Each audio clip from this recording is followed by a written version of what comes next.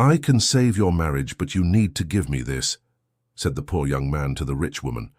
Victoria Harrison watched from the window of the mansion in the Upper East Side neighborhood as tears silently streamed down her face. At 42, she, who once believed she had found true love, now saw her 15-year marriage crumbling before her eyes, without exactly understanding how everything had reached this point. It was then that she heard a soft voice behind her.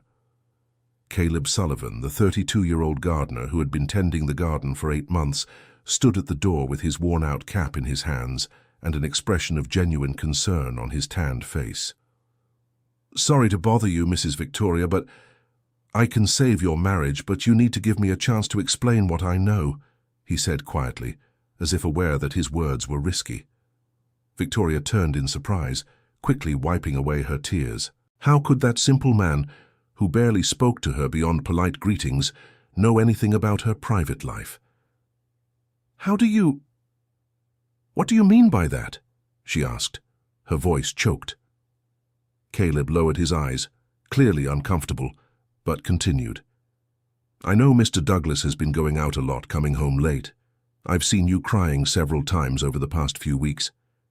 And I also know you found some messages on his phone." Victoria's heart raced. It was true. The previous week, while Douglas was taking a shower, she had seen several messages from a woman named Brenda on his phone. Affectionate, intimate messages that made her question everything she believed about her marriage. "How could you know about these things?" she whispered, feeling a mix of anger and curiosity. "Because I worked at that Brenda's house for 2 years, Mrs. Victoria. I know her very well, and I know things that can help you understand what's really going on." Victoria stood silent for a long moment, studying the gardener's honest face. There was something in his brown eyes that conveyed sincerity, but also an urgency she couldn't grasp. "And what do you want in return?" she asked, because she had learned in life that nothing came for free. Caleb took a deep breath as if gathering courage to say something very difficult. "I need your help to get my daughter back, Mrs. Victoria. She's 7 years old and—" His voice trembled slightly. "It's been 8 months since I last saw her. Dear listener, if you're enjoying the story, feel free to leave a like and especially subscribe to the channel. It really helps us newcomers. Now, continuing." Victoria felt something stir in her chest. She had no children, a pain she had carried for years, and the idea of a child separated from their father touched her deeply. "Tell me," she said, sitting down in the armchair by the window. Caleb remained standing, nervously twisting the cap in his hands. "My ex-wife, Miriam, married a lawyer named Attorney Preston Sterling. He's influential, has connections everywhere. When they met, he convinced her that I was a bad influence on our daughter, Maya." "But why? Did you do something—" "No, Mrs. Victoria. I never laid a finger on my little girl, never drank, never used drugs. But I'm just a gardener, right? I don't have money, I don't have a college degree. For him, that was reason enough." Caleb stopped talking and looked out the window at the garden, as if reliving painful moments. "He forged some documents, made up stories about me, said I was aggressive, that I didn't have the financial means to raise Maya. Miriam, who was always insecure, believed everything. The judge gave her full custody, and now she won't even let me see my own daughter." Victoria felt her heart tighten. There was something in the way Caleb spoke about his daughter that convinced her he was being sincere. "And what does that have to do with my husband and this Brenda?" "Mrs. Victoria, I worked at Brenda's house from Monday to Friday for 2 years. She's not the kind of woman you think. In fact, she has no interest in married men." Victoria leaned forward, confused. "What do you mean?" "Brenda Vance is a lawyer too. She works at the same firm as Attorney Preston, and she's blackmailing Mr. Douglas." The revelation hit like a thunderbolt. Victoria felt the world spin slightly. Blackmail? Why? Because years ago, when Mr. Douglas's company was just starting out, he made some adjustments to the books to get a loan. Nothing serious, just to get through a rough patch. But technically, it was irregular. Victoria vaguely remembered that time. Douglas had mentioned some financial problems early on in the business, but he never went into details. She always assumed he had handled everything legally. "How did you find out about this?" "Because I was trimming the hedge in her backyard when she received a call." She was talking loudly, nervous. I heard her telling someone she had Mr. Douglas in her pocket, that he would pay dearly to keep the secret. Caleb paused, watching Victoria's shocked expression. After that day, I started paying more attention. I saw documents on her desk, photos of Mr. Douglas's company, phone conversations. She wasn't interested in him romantically, Mrs. Victoria. She wanted the money. Victoria stood up abruptly, pacing the room. Everything was starting to make sense. Douglas's odd departures, the nervous way he checked his phone, the nights he stayed up late on the computer. "Why didn't you tell me this before?" "Because," Caleb hesitated, "because I knew you wouldn't believe me. I'm just a gardener, Mrs. Victoria. Why would you take my word over important people's?" "And why are you telling me now?" "Because yesterday I found out something that changed everything. I discovered that Brenda is the cousin of my ex-wife, Miriam." Victoria stopped pacing and stared at him, eyes wide. "Cousin?" "That's right, they're cousins, and yesterday, when I tried to talk to Miriam at the school gate where Maya is, I heard her on the phone with someone saying, 'The plan is working, and soon we'll have enough money to travel.'" Victoria's mind raced, connecting the dots. "You're saying your ex-wife, the lawyer who took your daughter, and this Brenda are all involved in this?" "That's how it looks, Mrs. Victoria, and I need your help to prove it. On my own, no one will listen, but you have influence, you have resources." Victoria sat down again, feeling the weight of the revelation. If Caleb was telling the truth, Douglas wasn't having an affair. He was being blackmailed, and somehow that was connected to a father being unjustly separated from his daughter. "What kind of help do you need?" "First, I need you to talk to Mr. Douglas. You need to make him tell the truth. If he knows you already know something, maybe he'll stop trying to protect you and tell you everything." "Protect me?" "Of course, Mrs. Victoria. Mr. Douglas didn't want to involve you in this. He's trying to handle it alone so as not to worry you." Victoria felt a wave of emotion. Even in the middle of all this confusion, Douglas was trying to protect her. And then, "If you can help me hire a good lawyer, someone who can take on Attorney Preston in court, maybe I can prove he forged the documents against me." "But how do we prove the connection between all of them?" Caleb smiled for the first time since they started talking. "Because I have photos, Mrs. Victoria. Photos of Brenda with Attorney Preston. Photos of documents on her desk, recordings of some conversations." "You recorded conversations?" "Only the ones that happened in her backyard when I was working. It was to protect myself, in case she accused me of something." Victoria was silent for a few minutes, processing everything she had heard. Part of her wanted to believe Caleb, but another part was afraid of being deceived. "How can I be sure you're telling the truth?" Caleb took his phone out of his pocket and showed her some photos. There were images of Brenda with an older man at a restaurant, documents with the name of Douglas's company, and even a photo showing Miriam talking to Brenda at the door of a school. "I can show you more, Mrs. Victoria, but first I need to know if you're going to help me."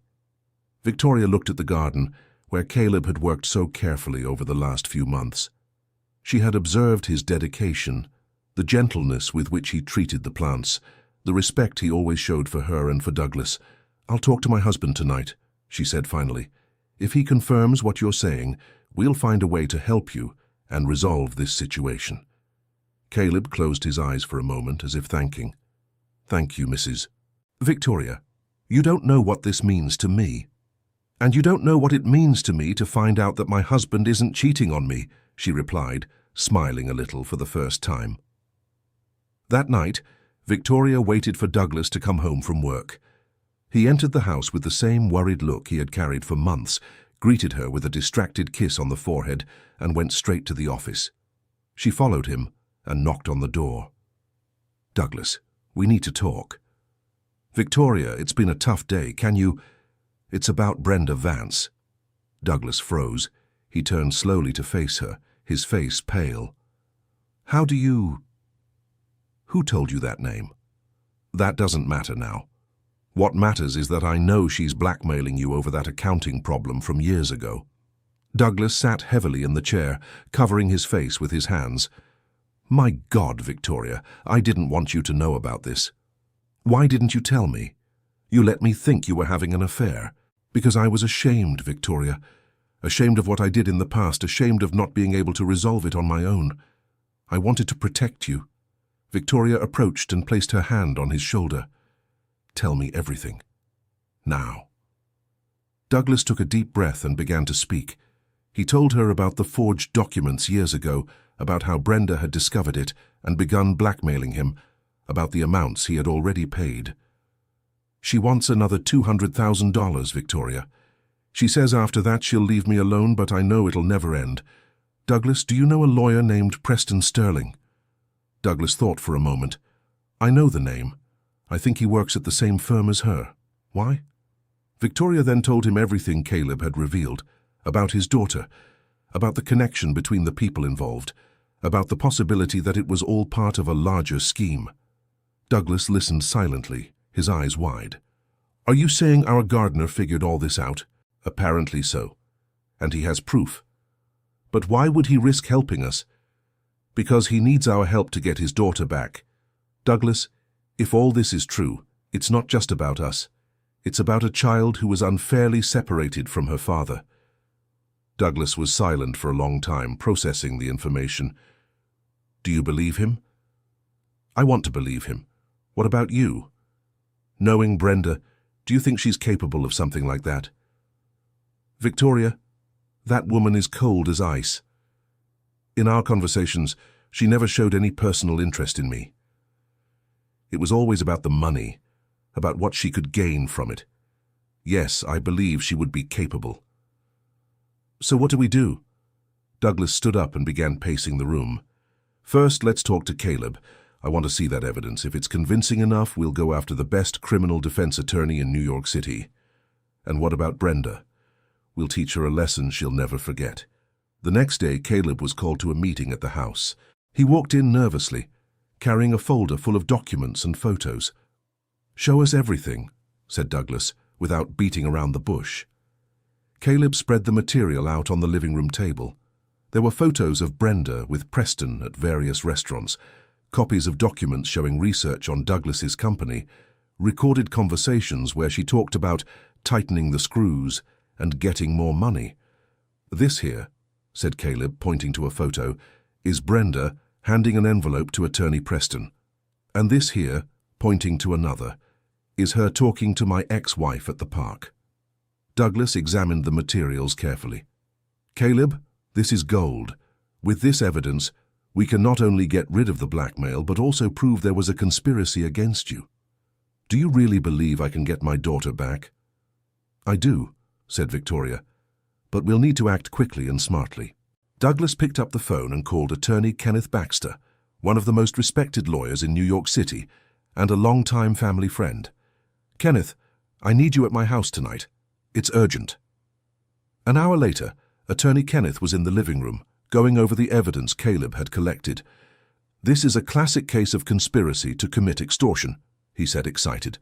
"And with the documents you have about the forgery in the custody case, we can request an immediate review of the case." "How long could that take?" asked Caleb anxiously. "If we move fast, a few weeks. But first we need more concrete evidence." Attorney Kenneth turned to Douglas.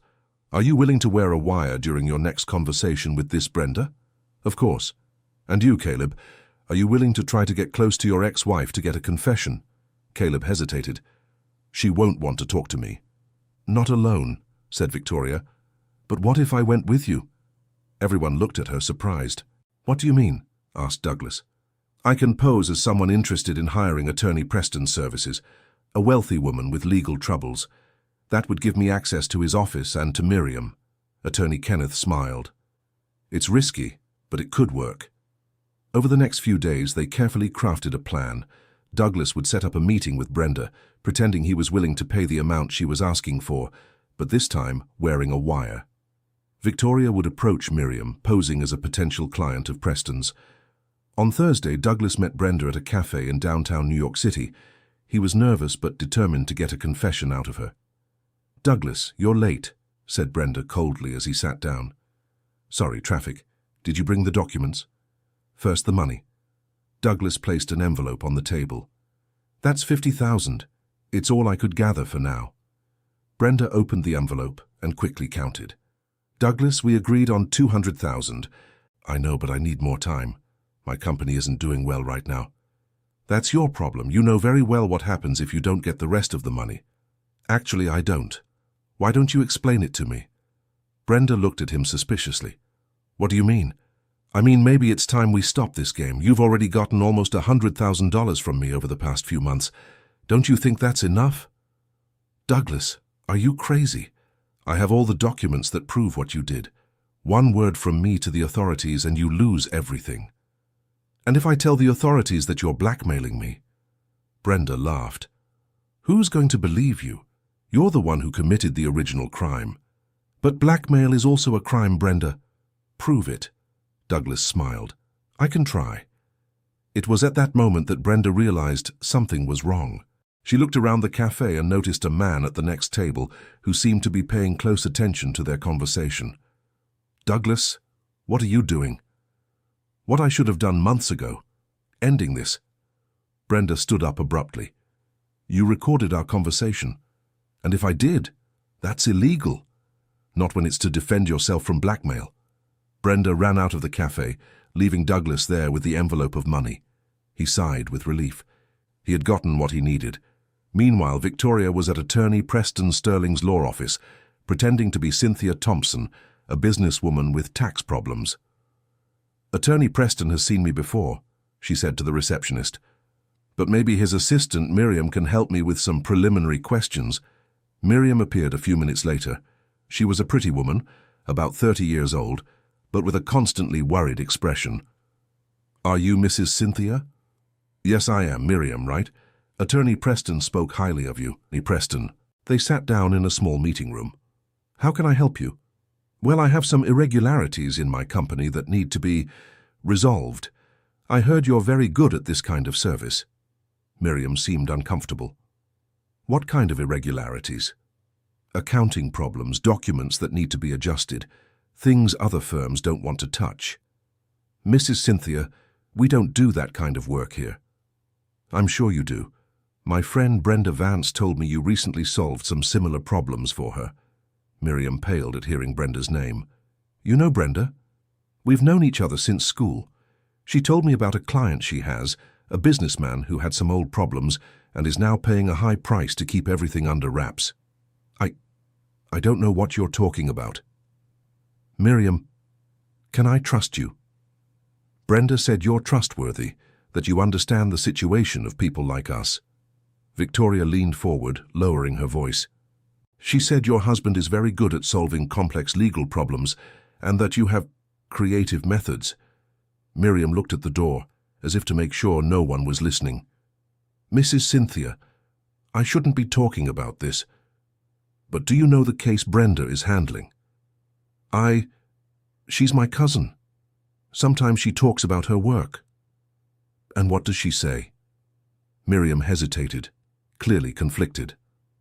She said she got some documents from a businessman that show some old irregularities, and that he's paying to keep it quiet.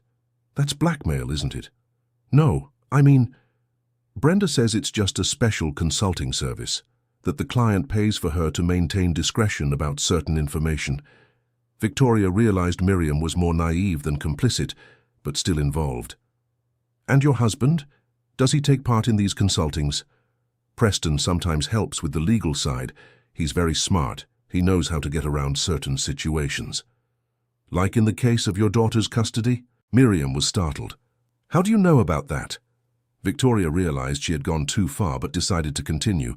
Brenda mentioned that Preston helped you get full custody of your daughter from a problematic ex-husband. Not problematic, said Miriam defensively. Caleb is a good person, but he's not fit to raise a child. Preston just helped me see that. How? He showed that Caleb didn't have financial stability, that he had a history of aggressive behavior. Real history. Miriam stopped speaking abruptly, realizing she had said too much. I think it's better if you speak directly with Attorney Preston about your case. Miriam, can I ask you a personal question? Do you miss your daughter's father? What? I mean, even if you weren't a couple, don't you think it would be good for Maya to have contact with her father? Tears appeared in Miriam's eyes. Sometimes I think about it. Maya sometimes asks about her father, but Preston says it's better this way, that Caleb would only confuse her head. And if Preston is wrong, he's not wrong. He's an attorney. He knows these things. But Miriam's voice didn't carry the same conviction as before. Victoria stood up. Miriam, thank you for the conversation. I'll think more about my case. You're not going to speak with Attorney Preston? Not today. But maybe we'll talk again soon. Victoria left the office with a heavy heart. It was clear that Miriam had been manipulated by Preston, but it was also clear that she missed Caleb's presence in her daughter's life. That night, everyone gathered at Victoria and Douglas's house to compare the information collected. Brenda's recording is very good, said Attorney Kenneth after listening to it. She practically confessed to the blackmail. And the conversation with Miriam shows she was manipulated, said Victoria. I think if we present the facts to her the right way, she might cooperate. But how? Asked Caleb. She won't want to talk to me. Leave that to me, said Douglas. I'll set up a meeting with this Preston Sterling. As a businessman, I can say I'm interested in his services. During the conversation, I'll mention Caleb's case in a casual way. It's risky, said Attorney Kenneth, but necessary. We need more evidence before going to the authorities. Caleb was quiet, absorbing everything that was being planned. Mrs. Victoria, Mr. Douglas, I don't know how to thank you for everything you're doing for me. Caleb, said Victoria, you helped us save our marriage. Now it's our turn to help you get your daughter back. Dear listener, if you are enjoying the story, take the opportunity to leave a like and especially subscribe to the channel. That helps us a lot, as we are just starting out. Now continuing. The following Friday, Douglas was in Preston Sterling's office. The attorney was a 50-year-old man, well-dressed, with a confident smile that didn't reach his eyes. Mr. Douglas, it's a pleasure to meet you. I've heard great things about your company. Thank you, Attorney Preston. Actually, I need some legal advice on a delicate situation. I'm here to help. What is it about? Well, I recently discovered that a former employee is trying to blackmail me with some information about old company irregularities. Preston leaned slightly forward, interested. What kind of irregularities? Accounting adjustments I made years ago to get a loan. Nothing too serious, but technically it could be considered fraud. And does this former employee have proof? Unfortunately, yes, and he wants money to stay quiet. Preston smiled. Mr. Douglas, this type of situation is more common than you think, and there are legal ways to handle it. How? We can question this person's credibility, find irregularities in their life, even past lawsuits that show a pattern of questionable behavior. Douglas pretended to be interested. Does that work? Always. For example, recently, I helped my wife in a custody case. Her ex-husband tried to challenge our proposal, so we put together a dossier showing his instability. You did? Well, we organized the information so that the judge could clearly see what kind of person he was. And did it work? Perfectly. We got full custody, and the man can't even see his daughter anymore. Douglas felt a surge of anger, but kept his composure. Was this ex-husband really a bad person? Preston shrugged. He was a gardener. What kind of future could he offer a child? But if he were a good father? Mr. Douglas, with all due respect, a good father is someone who can provide quality education, opportunities, financial stability. Love doesn't pay the bills. Douglas had to force himself not to get up and leave right then. Attorney Preston, what if that gardener had evidence that the documents against him were forged? Preston stopped smiling. That would be very hard to prove. But hypothetically, if he had that evidence, Mr. Douglas, why all these questions about a hypothetical case? Douglas realized he had gone too far. Sorry, I was just trying to understand how you work, getting back to my case. But Preston was already suspicious. Mr. Douglas, may I ask who referred you to our office? An acquaintance of mine. Actually, I think we've had a good initial conversation for today. I'll review your suggestions and we'll be in touch. Douglas stood up to leave, but Preston stopped him. "Mr. Douglas, I hope you understand that everything we discussed here is confidential." "Of course, Attorney Preston, absolute discretion." Douglas left the office feeling he had gotten valuable information, but also that he had raised unnecessary suspicion. When he got home, he found Victoria anxiously waiting for him. "How did it go?" "I got a partial confession, but I think he suspects something." Douglas told the whole conversation to Victoria and Attorney Kenneth, who had stayed at the house waiting for the result. "That's enough," said Attorney Kenneth. "Along with the other evidence, we can file a lawsuit against all of them." "When?" asked Caleb, who had arrived in the middle of the conversation. "Monday, first thing. We're going to the district attorney's office with everything we have." But on Saturday morning, they received an unexpected call. It was Miriam. "Hello, is this Mrs. Cynthia?" Victoria recognized the voice immediately. "It's me, Miriam. How did you get my number?" "I looked it up in the office's address book." "Mrs. Cynthia, I need to talk to you. It's urgent." "What happened?" "Preston found out that you aren't who you claim to be. He's furious, talking about suing for identity fraud. And he told me some things about Brenda's consulting that scared me." Victoria looked at Douglas and signaled for him to listen to the conversation. "What kind of things? Mrs. Cynthia, can I talk to you in person?" "I don't feel safe saying this over the phone." "Of course. Where do you want to meet?" "At the park where my daughter plays, on the south side. Can you go there now?" Victoria looked at Douglas, who nodded. "Yes, I can. Send me the address." An hour later, Victoria was at the park, watching a young woman pushing a little girl on a swing. When Miriam saw her arriving, she said something to the child and came over to her. "Mrs. Cynthia, thank you for coming. Call me Victoria. I think it's past time we were honest with each other."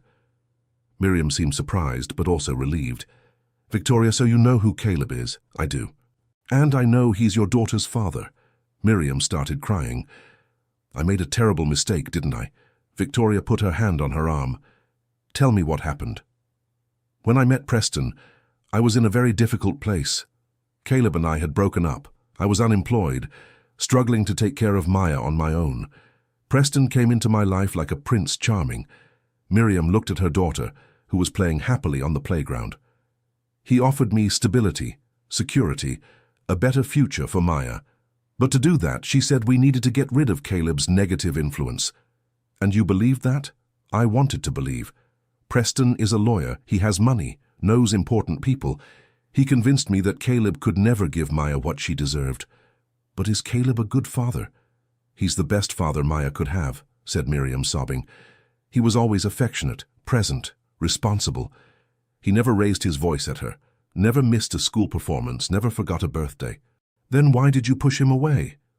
"Because Preston showed me documents, reports, things that proved Caleb was unstable. I was young, I was in love, I wanted to believe I was doing the right thing." Victoria felt her heart tighten, seeing the genuine regret in Miriam's eyes. "And now, what changed?" "Last night, Preston got a call from Brenda. They were nervous, talking about someone investigating them, and I heard Preston saying that maybe it was time to get rid of the evidence." "What evidence?" "The fake documents he created against Caleb." "Victoria, I saw Preston forging Caleb's signature on some papers. I saw him creating a fake psychological report." Victoria felt a mix of anger and hope. "Do you have any proof of that?" "I do. I photographed some documents with my cell phone because something inside me always knew it was wrong." Miriam showed the photos to Victoria. They were clear images of documents being tampered with, of Preston working on a computer creating fake reports. "Miriam, this is enough evidence to overturn the entire court decision." "I know. That's why I called you. I can't live with this guilt anymore." "And Maya?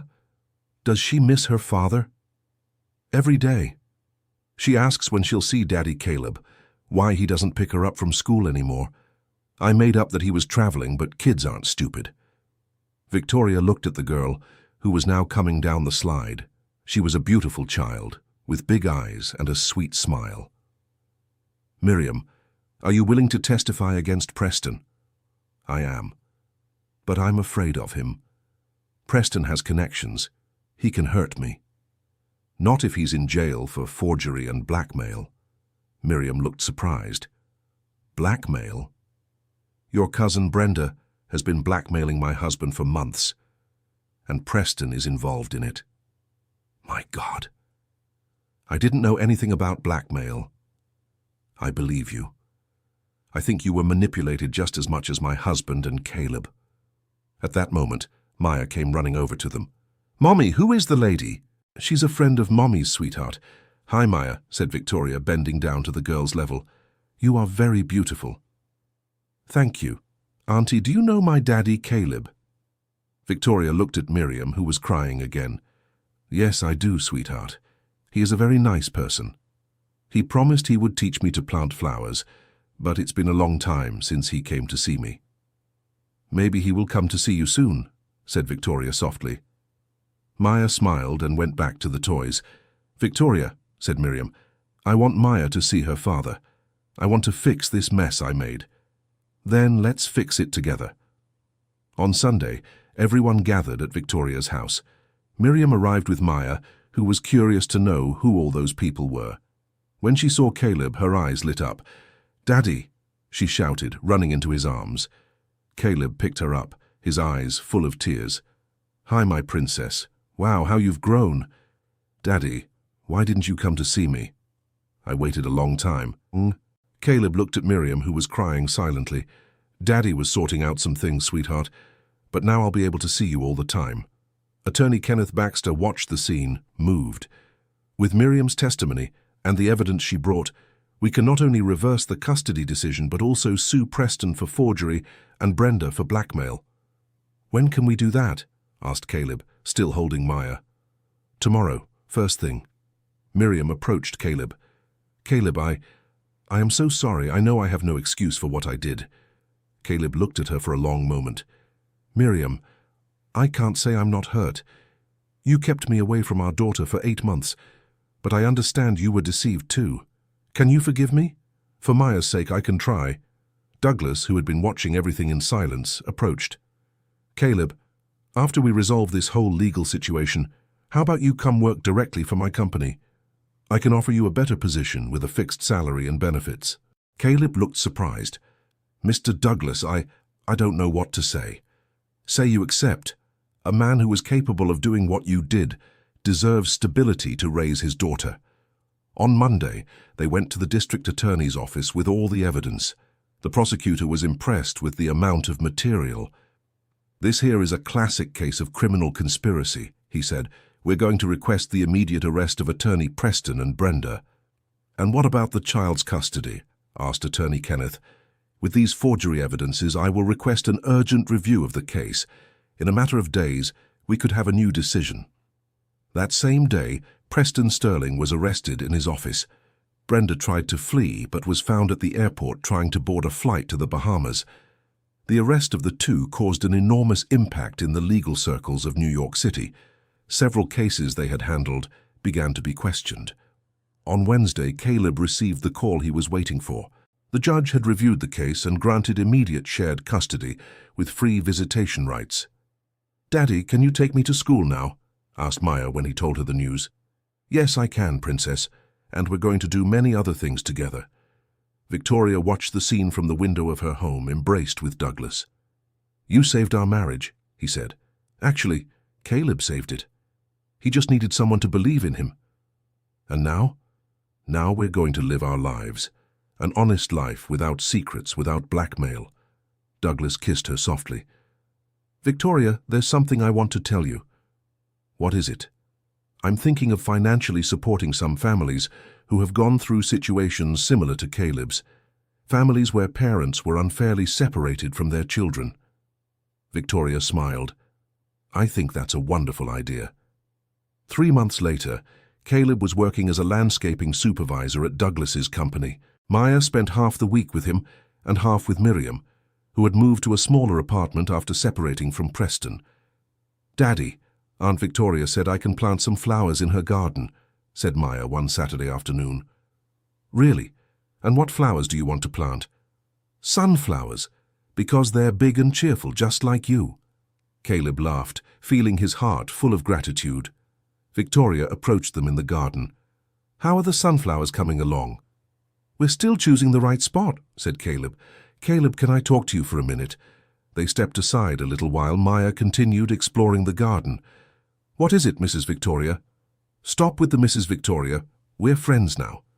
Caleb smiled. "Victoria, what is it?" "Douglas and I are thinking about adopting a child." Caleb looked surprised. "Really? Seeing you with Maya, seeing the love between father and daughter, it moved us. We had tests done and we can't have biological children, but we've always wanted to be parents. That's wonderful news, and we wanted to know if you and Maya would like to help us through the process. I mean, it would be good for the child we adopt to have friends her own age to play with." Caleb felt his eyes well up. "Of course, Victoria. It would be an honor." That night, while tucking Maya into bed in the apartment he had rented near Miriam's house, Caleb reflected on how his life had changed. 8 months ago he was desperate, unable to see his daughter, humiliated by a system that didn't believe in him. Now he had a decent job, was raising his daughter, and had found true friends. "Daddy, are you happy?" asked a sleepy Maya.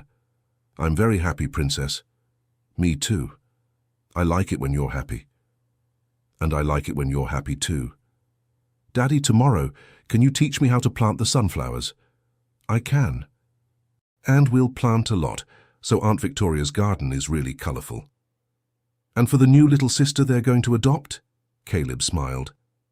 Maya had been thrilled when she found out Victoria and Douglas wanted to adopt a child. "For her too, sweetheart, for her too." Maya fell asleep with a smile on her face, and Caleb stayed there for a few minutes just watching her sleep, grateful to have his daughter back in his life.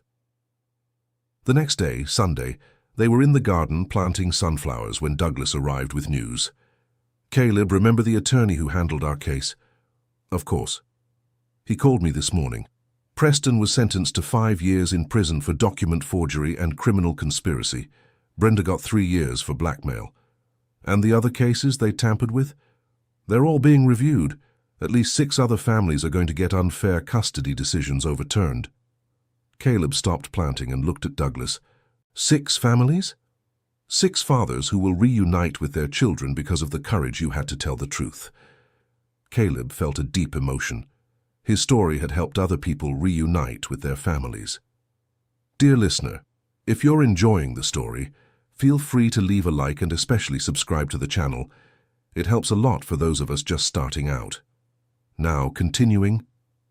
Victoria joined them in the garden. "I have news too. We've been approved for the adoption process. We're meeting a 5-year-old girl next week." Maya, who was listening to everything, clapped her hands. "I'm going to have a friend to play with." "That's right, sweetheart," said Victoria, bending down to her level. "And you can teach her many things." "I can teach her to plant flowers." "You can." As they continued planting, Miriam arrived to pick up Maya for the afternoon. "Hi, everyone," she greeted, visibly lighter and happier than in recent months. "Hi, Mom. Come see the sunflowers I planted with Dad." Miriam came over and admired their work. "They're beautiful, sweetheart." "Miriam, how are you?" asked Victoria. "Much better. I got a job at a children's clothing store. The pay isn't much, but it's honest, and I can take care of Maya without depending on anyone." "And do you regret breaking up with Preston?" asked Douglas. "Not at all. Actually, I regret not doing it sooner. Maya is so much happier now that she can see her father freely." Caleb looked at Miriam with affection. Even after everything that had happened, he could see that she was, at heart, a good person who had been manipulated. "Miriam, would you like to have lunch with us today?" Victoria invited. "Can I? I don't want to intrude." "You're not intruding at all. We're all family now."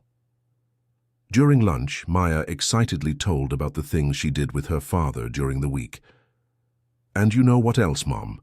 Dad is going to teach me how to take care of the plants at Uncle Douglas's company."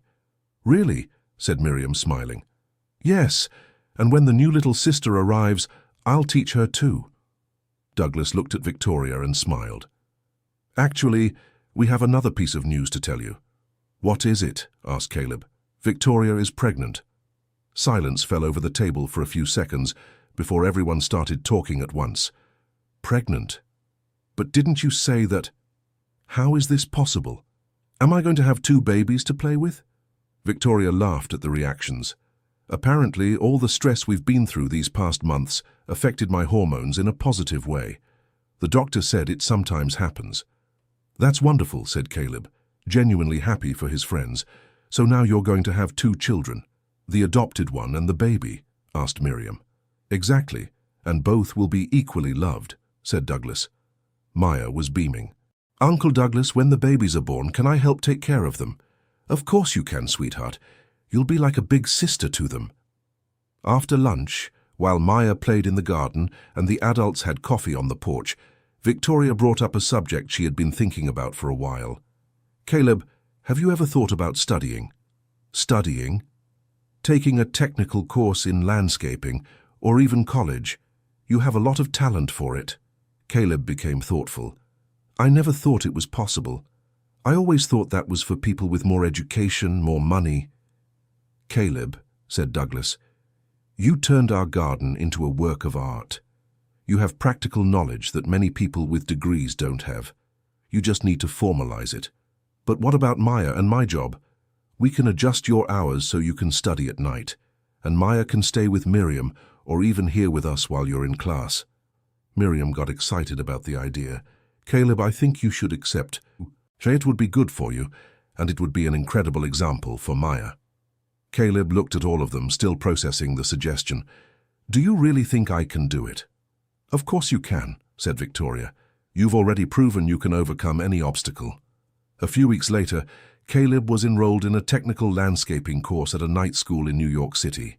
Maya was proud to tell her little friends that her dad was studying. My daddy is going to be a plant doctor, she would say, making Caleb laugh. Not exactly a doctor, princess, but I'll understand plants better. To me, you're already the best gardener in the world. One afternoon, while Caleb was in class, Victoria received an unexpected phone call. It was a journalist interested in telling their story. Mrs. Victoria, I heard from the prosecutor about your case.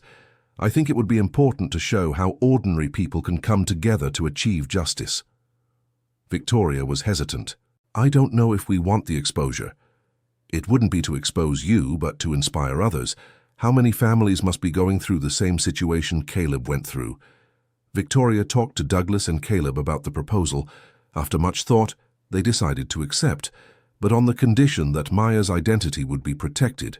The article was published in a major newspaper under the title, How a Gardener Saved His Employer's Marriage and They Helped Him Get His Daughter Back. The response was much greater than they had imagined. Caleb started receiving calls from people in similar situations, asking for help and advice. Douglas and Victoria then decided to create a small fund to help parents who were being unfairly separated from their children. We can't help everyone, said Douglas, but we can try to help a few. 3 months later, they had already helped 5 families with lawyers and legal costs. Victoria, now 4 months pregnant, was radiant seeing the positive results. Caleb, do you realize the impact your courage is having on other people's lives? She said one afternoon in the garden. Sometimes it seems unreal. I still remember that day when I decided to talk to you, not knowing if it would work out. And what if you hadn't spoken? I probably would have given up trying to get Maya back, and you two would have separated. Victoria was moved by the reflection. You know what I learned from all this, Caleb? That sometimes the solution to our problems is closer than we think. You were right there, in our garden, for months, and I was suffering, thinking my world was falling apart. And I was suffering too, thinking I'd never see my daughter again. But we helped each other. Exactly. And that made me realize we need to be more attentive to the people around us. How many times do we walk past someone who needs help and don't even notice? Caleb agreed, thinking about how his own perspective had changed. Victoria, can I tell you something? Of course. Before all this happened, I was angry at wealthy people. I thought you lived in a different world, that you didn't care about people like me. And now? Now I know there are good and bad people everywhere. You could have ignored me, could have thought I was trying to pull some scam, but you chose to trust me. And you chose to trust us too. It was everyone's choice. Around that time, Miriam was also going through positive changes in her life. She had been promoted at the store where she worked and was taking a management course on weekends. Mommy, you're getting as smart as Daddy, said Maya one day. Why do you say that, sweetie? Because you're both studying. Miriam laughed but was happy to see that her daughter valued studying. One night, while Caleb was studying and Maya was asleep, Miriam showed up at his house. "Hi, Caleb. Can I talk to you?" "Sure, come in. Did something happen with Maya?" "No, she's fine. She's sleeping at my place. I wanted to talk about us." Caleb closed the book and gave her his full attention. "What about us?" "I know you forgave me for what I did, but I still feel very guilty and I miss how we used to be." Caleb was silent for a moment. "Miriam, what are you trying to say?" "I'm trying to say that maybe we can try again. We're more mature now. We've been through a lot. Maybe we can be a real family for Maya." Caleb felt his heart race. Part of him had always loved Miriam, even after everything that happened. "Miriam, are you sure about this? Is it just because of guilt?" "It's not guilt, Caleb. It's because I realized you're the man I want by my side. Preston offered me financial security, but you offer me something much more important: true love." Caleb stood up and went to the window, thinking. "Miriam, I need to be honest with you. Part of me never stopped loving you, but another part is still hurt by what happened. I understand I'm not asking to get back together right now. I'm asking for a chance to show that I've changed, that I've learned from my mistakes." "And Maya? What does she think about this?" "She keeps asking if you two are going to get back together. I think deep down it's what she wants most." Caleb sat back down, looking at Miriam with affection. "Miriam, if we're going to try again, it has to be different from before. No secrets, no letting other people interfere in our relationship." "I agree. And Caleb, if we get back together, I want you to keep studying, keep growing professionally. I don't want you to change anything you're building. And you'll also continue your plans, your work, your studies." "Exactly. We can grow together, without depending on each other." They talked late into the night, planning how they could rebuild their relationship in a healthy way. The following week, Caleb told Victoria and Douglas about the conversation with Miriam. "And what are you going to do?" asked Victoria. "Let's try to take it slow. Start dating again, no rush. If it works out, great. If it doesn't, at least Maya will know we tried." "I think it's a wise decision," said Douglas. "You two have changed a lot since you separated." A few days later, Caleb was in the garden with Maya when she asked a question that surprised him. "Daddy, are you and Mommy getting married again?" "Why are you asking that, Princess?" "Because yesterday I saw you two kissing when you came to pick up my stuff from Mommy's house." Caleb laughed, realizing he couldn't hide anything from his clever daughter. "We're trying to see if we can be together again, sweetheart. But slowly, no rush. I want you to be together. And I want us to all live in one house. And if we try and it doesn't work out, then at least you tried. And I'll still live sometimes with you and sometimes with Mommy like now." Caleb was impressed by Maya's maturity for a 7-year-old. "You've grown a lot, you know. I have. And so have you, Daddy. You're happier now." "That's true. I am much happier." 2 months later, Victoria was in the hospital giving birth to a baby girl who was named Abigail. Douglas was emotional, holding his daughter in his arms for the first time. "She's perfect," he whispered. "And in 2 weeks we're going to pick up Phoebe from the shelter," said Victoria, referring to the 5-year-old girl they were going to adopt. Caleb, Brenda, and Maya visited them at the hospital the next day. "She's so tiny," said Maya, delighted with the baby.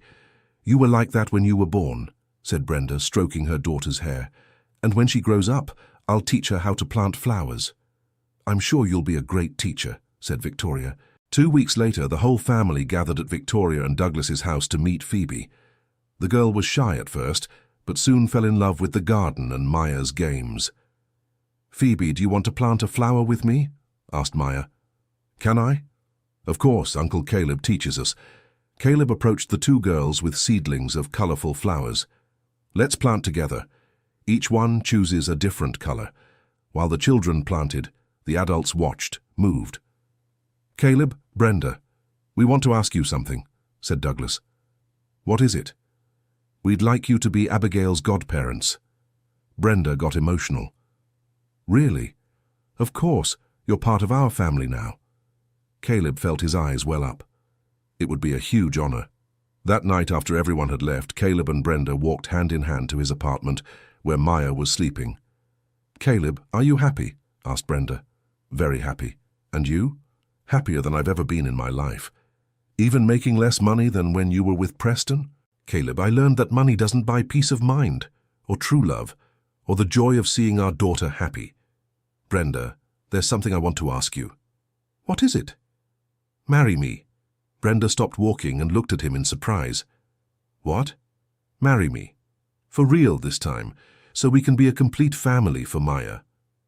"Caleb, are you sure?" "I am.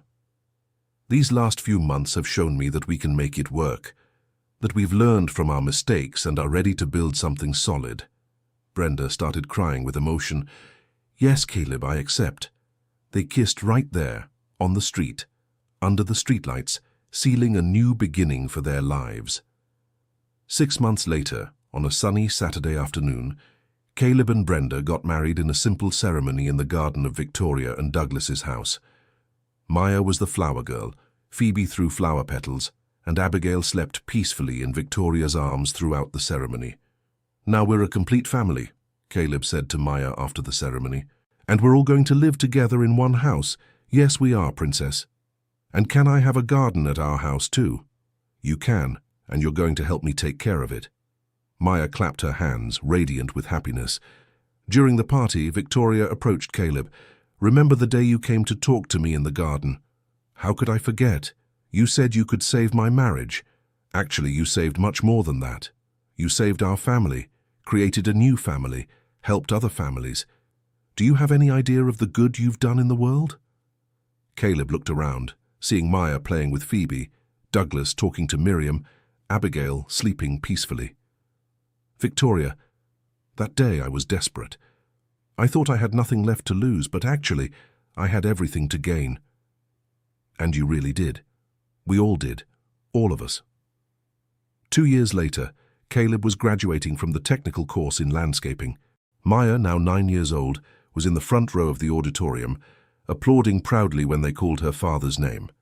"That's my daddy," she shouted, making everyone laugh.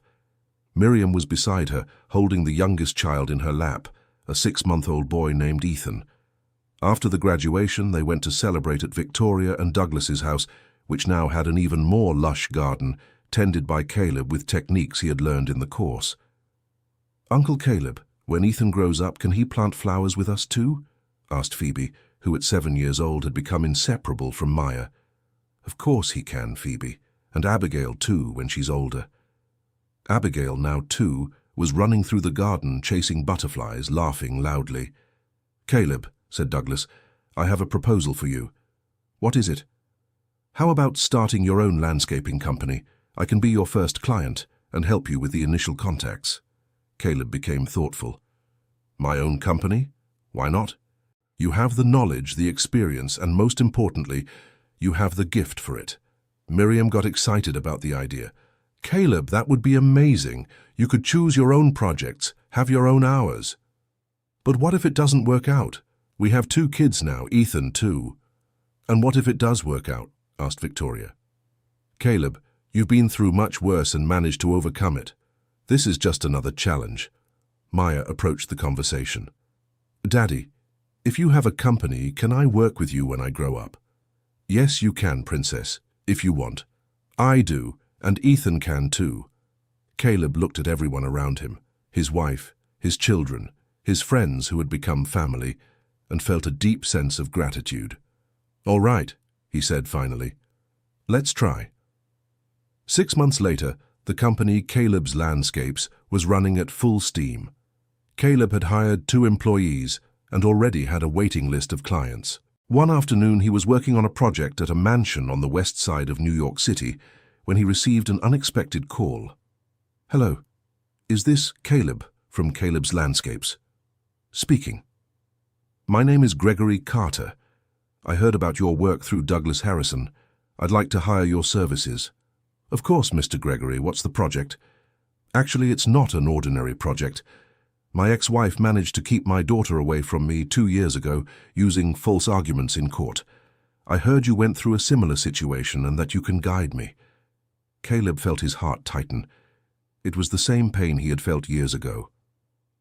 Mr. Gregory, let's set up a meeting. I'll introduce you to the attorney who helped me, and we'll see what we can do for you. Thank you, Caleb. You don't know what this means to me. When Caleb got home that night, he told Miriam about the call. It seems our work helping other families is just beginning, she said. Yes, and you know what? I'm glad it is. Every parent who manages to find their child makes everything we've been through worthwhile. That night, after the children went to bed, Caleb and Brenda sat in the small garden of their home. Caleb, do you remember what you dreamed about as a child? She asked. I dreamed of having a happy family, a house with a garden, and a job that gave me pleasure. And I achieved all of that. More than that, actually. What do you mean? Because when I was a child, I never imagined I could make a difference in other people's lives. I never imagined my story could inspire or help anyone. Brenda took his hand. Caleb, you saved our marriage when we didn't even know it could be saved. You helped Douglas and Victoria stay together. You created a support network for parents separated from their children. You changed the world around you. We changed it, Brenda. All of us together. That's true. But it all started with your courage to speak the truth that day in the garden. They sat in silence for a few minutes, listening to the sounds of the night and watching the stars. Caleb, what do you think will happen in the coming years? I don't know for sure, but I know that no matter what comes, we'll face it together. Our family and the extended family we've created with Victoria and Douglas. And the children? The children will grow up knowing that family isn't just about blood. It's about love, loyalty, mutual support. Maya and Phoebe already understand that. Ethan and Abigail will grow up knowing it too. A few years passed. Caleb now had a well-established company with 15 employees and projects in several cities across New York City. Maya, at 15, worked part-time with him, learning about landscaping. Ethan, now 5 years old, spent his afternoons playing in the company office, which Caleb had set up next to his house.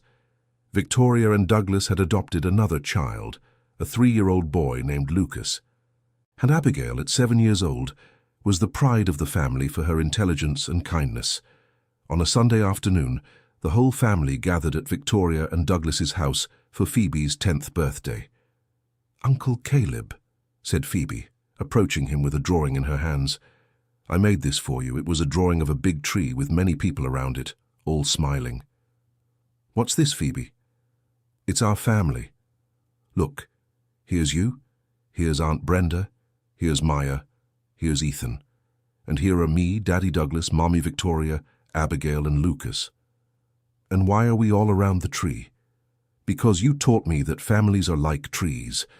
The roots keep us grounded, the trunk keeps us together, and the branches grow in different directions, but they're always part of the same tree." Caleb felt his eyes well up. The wisdom of a 10-year-old child had touched him deeply. "Phoebe, can I keep this drawing forever?" "Of course. It's my gift to you." That night, after everyone had left, Caleb placed Phoebe's drawing on the wall of his office next to family photos and certificates from courses he had taken. Brenda came into the office and saw what he was doing. "It looks beautiful there." "Brenda, do you realize how far we've come?" "I do, and you know what else I realize? That we still have a lot to build." "What do you mean?" "Ethan still has to grow up. The girls are teenagers.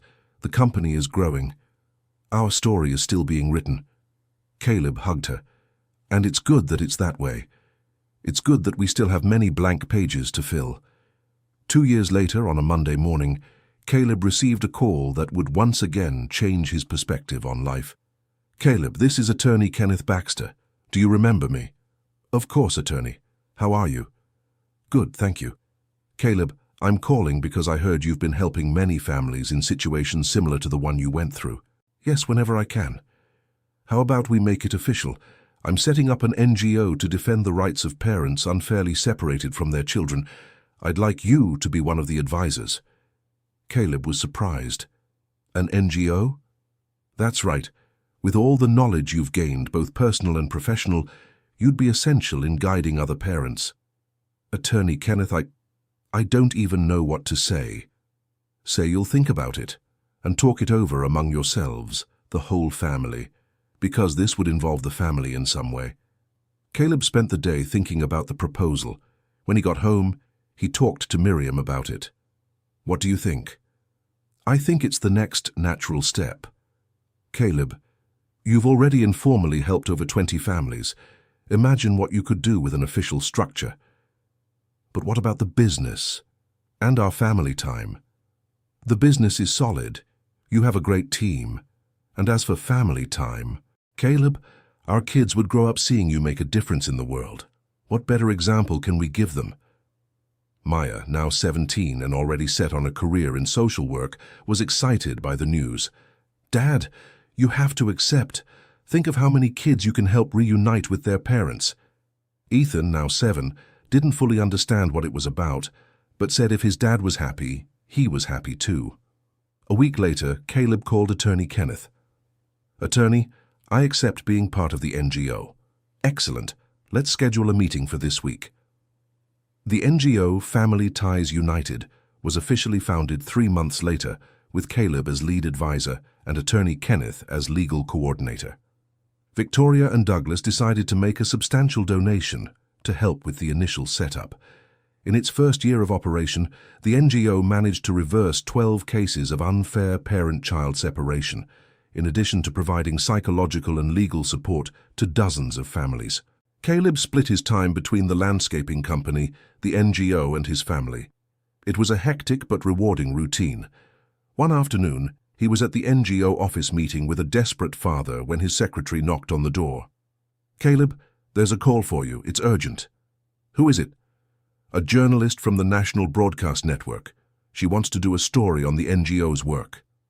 Caleb answered the call, a little nervous. "Hello? Mr. Caleb, this is Cynthia Thompson from the National Broadcast Network. I heard about the wonderful work you're doing and would like to do a special report." "What kind of report?" "A segment on the Sunday Weekly about families reunited through your work. It would be a way to bring visibility to the cause and maybe help even more people." Caleb quickly weighed the pros and cons. "Can I talk to my family and call you back?" "Of course. But Mr. Caleb, this segment could be seen by millions of people.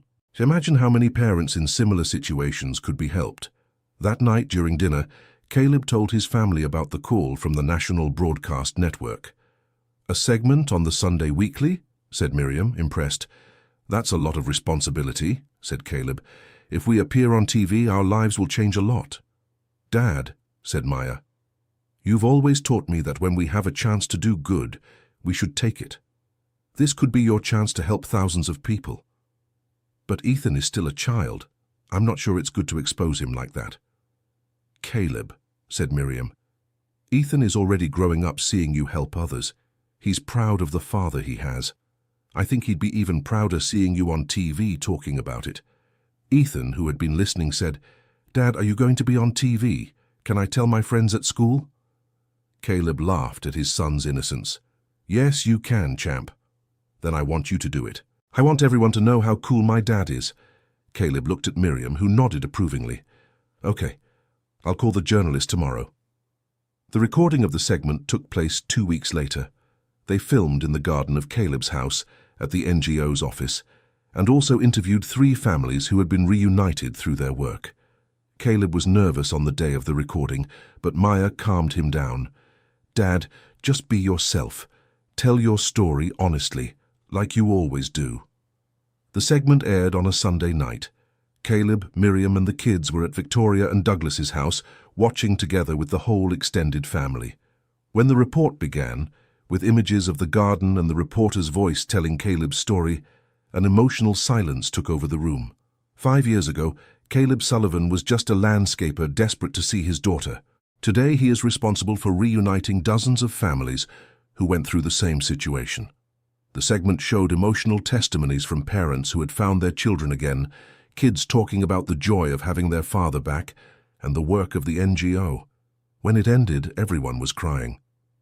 "Caleb," said Victoria, "do you realize the magnitude of what you've built?"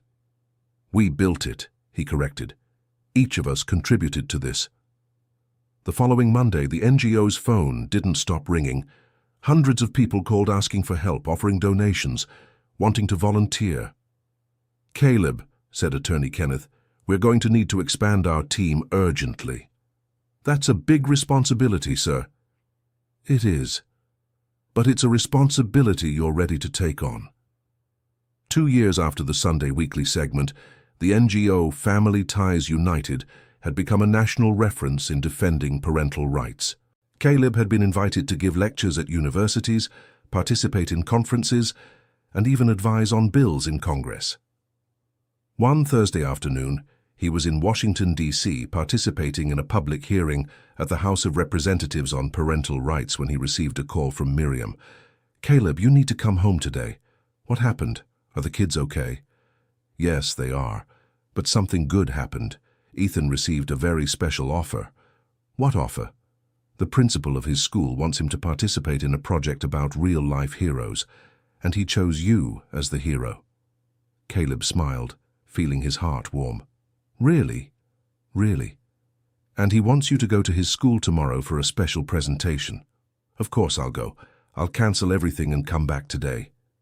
The next day, Caleb was at Ethan's school, in a room full of 7- and 8-year-olds, trying to explain in simple terms what he did.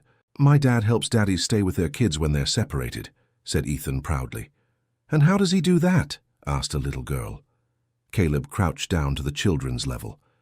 "You know when you fight with a friend and then want to make up, but don't know how?" The children nodded. "Well, I help daddies and mummies make up so they can take care of their kids together, even if they live in different houses." "How did you learn to do that?" asked a boy. Caleb looked at Ethan, who smiled encouragingly. "I learned because one day I couldn't see my son either, and good people helped me. Now I help other people too." After the presentation, Ethan's teacher approached. "Mr. Caleb, thank you for coming. The children were very impressed. It was a pleasure. Can I say something? Ethan talks about you with so much pride. It's beautiful to see."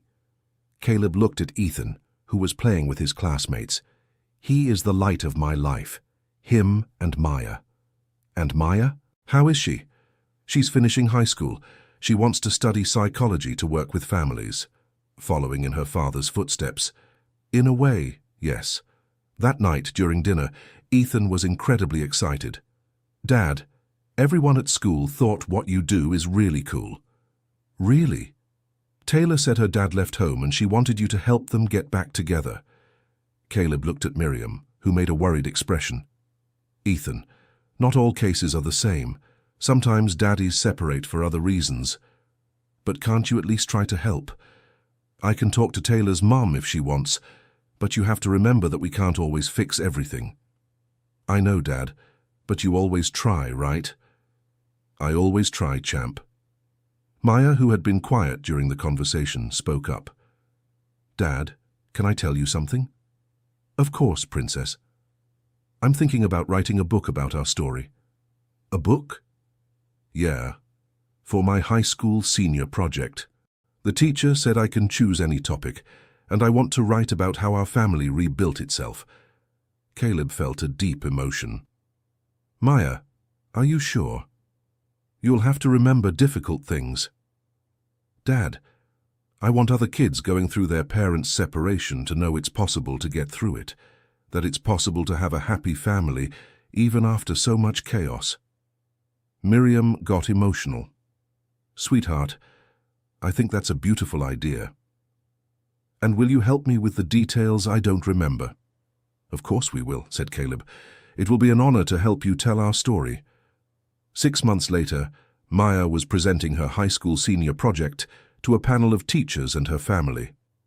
"Gardens That Bloom, the story of a family that rebuilt itself," she read aloud, holding the book she had written.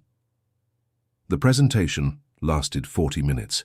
Maya told about her parents' separation, about the difficult months without seeing her dad, about how Caleb had helped Victoria and Douglas, and about how the whole family had come together to face the hardships. When she finished, there wasn't a dry eye in the room. "Maya," said the coordinating teacher, "this is one of the most moving projects I've ever had the privilege to oversee." "Thank you, teacher." "And do you have plans for this book after the presentation?" Maya looked at Caleb. "Actually, my dad and I were thinking about publishing it for real, using the sales proceeds to help his NGO. Caleb smiled, proud of his daughter. "The decision is all yours, Princess." "Then that's what we're going to do." Maya's book was published the following year by an independent publisher. The first edition of 1,000 copies sold out in 2 weeks. The second edition, of 5,000 copies, lasted a month. The sales proceeds helped the NGO open a second location in Philadelphia and hire more psychologists and social workers. "Dad," Maya said one afternoon, showing him a letter she had received. "Look at this." It was a letter from a 12-year-old girl in Texas. "Hi Maya, my name is Amber and I read your book. My parents separated last year, and I was really sad because I didn't see my dad anymore. Your story gave me hope. I showed the book to my mum, and now she's looking for your dad's NGO to help us. Thank you for writing about your family. Your story made me believe that everything can work out." Caleb read the letter with tears in his eyes. "Maya, do you realize what you've done? Your story is inspiring other children. I learned from you, Dad. When we have the chance to help, we should help." That year, Caleb was invited to receive an honor from the New York City Council for his services to families in the city. At the ceremony, Miriam, Maya, Ethan, Victoria, Douglas, Phoebe, Abigail, and Lucas were present. A big and united family. "Caleb Sullivan," said the councilman responsible for the tribute, "in 5 years of work through the NGO Family Ties United, you have been responsible for reuniting more than 100 families. Hundreds of children have reconnected with their parents, and hundreds of parents have regained hope." Caleb stepped up to the microphone to speak. "Thank you for the tribute, but I want to make it clear that nothing I have achieved was done alone.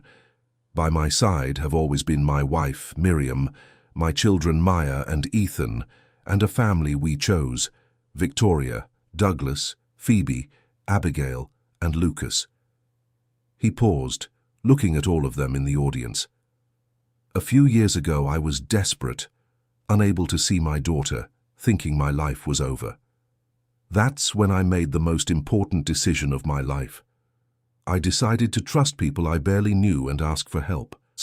This experience taught me that no problem is too big when we face it together, that the courage to ask for help can change our lives, and that when we help others, we ourselves are transformed. So I dedicate this tribute to all the fathers and mothers who never give up fighting for their children, and to all the children waiting to be reunited with their parents. You are the reason I do what I do." The audience rose to an emotional standing ovation. After the ceremony, the whole family went to dinner at a special restaurant. "Dad," said Ethan, who was now 9 years old, "when I grow up, I want to work with you." "Really, champ?" "Yeah. I want to help kids like we help." "And you, Maya? Still want to study psychology?" "More than ever. I want to specialize in family psychology. I want to be the psychologist at the NGO." Caleb looked at Miriam, who smiled proudly. "Our kids grew up with amazing values," she whispered. "They grew up seeing that it's possible to make a difference," he whispered back. Douglas raised his glass for a toast. "To families built with love, patience, and a lot of courage." "To fresh starts that worked out," said Victoria. "To children who inspire us to be better," said Miriam. "To gardens that bloom even after the harshest winter," said Caleb. They all clinked glasses, sealing another special moment in a story that began with a desperate gardener and a tearful employer, and turned into a network of love, support, and hope. 3 years later, Caleb was in his office at the NGO preparing an annual report when his secretary announced an unexpected visit. "Caleb, there's a family here to see you. They say you helped them 2 years ago. Send them in." In walked a man in his 40s, a woman, and a girl about 10 years old. "Mr. Caleb, do you remember me? I'm Gregory Carter." Caleb remembered immediately. It was one of the first cases after the piece on the Sunday Weekly. Of course, how are you? And how's your situation? That's exactly what we came to talk about, said Gregory. This is my ex-wife, Sheila, and our daughter, Brooke. Caleb greeted Sheila, who seemed a bit shy. Mr. Caleb, said Sheila, I came here to thank you for what you did for our family. How do you mean?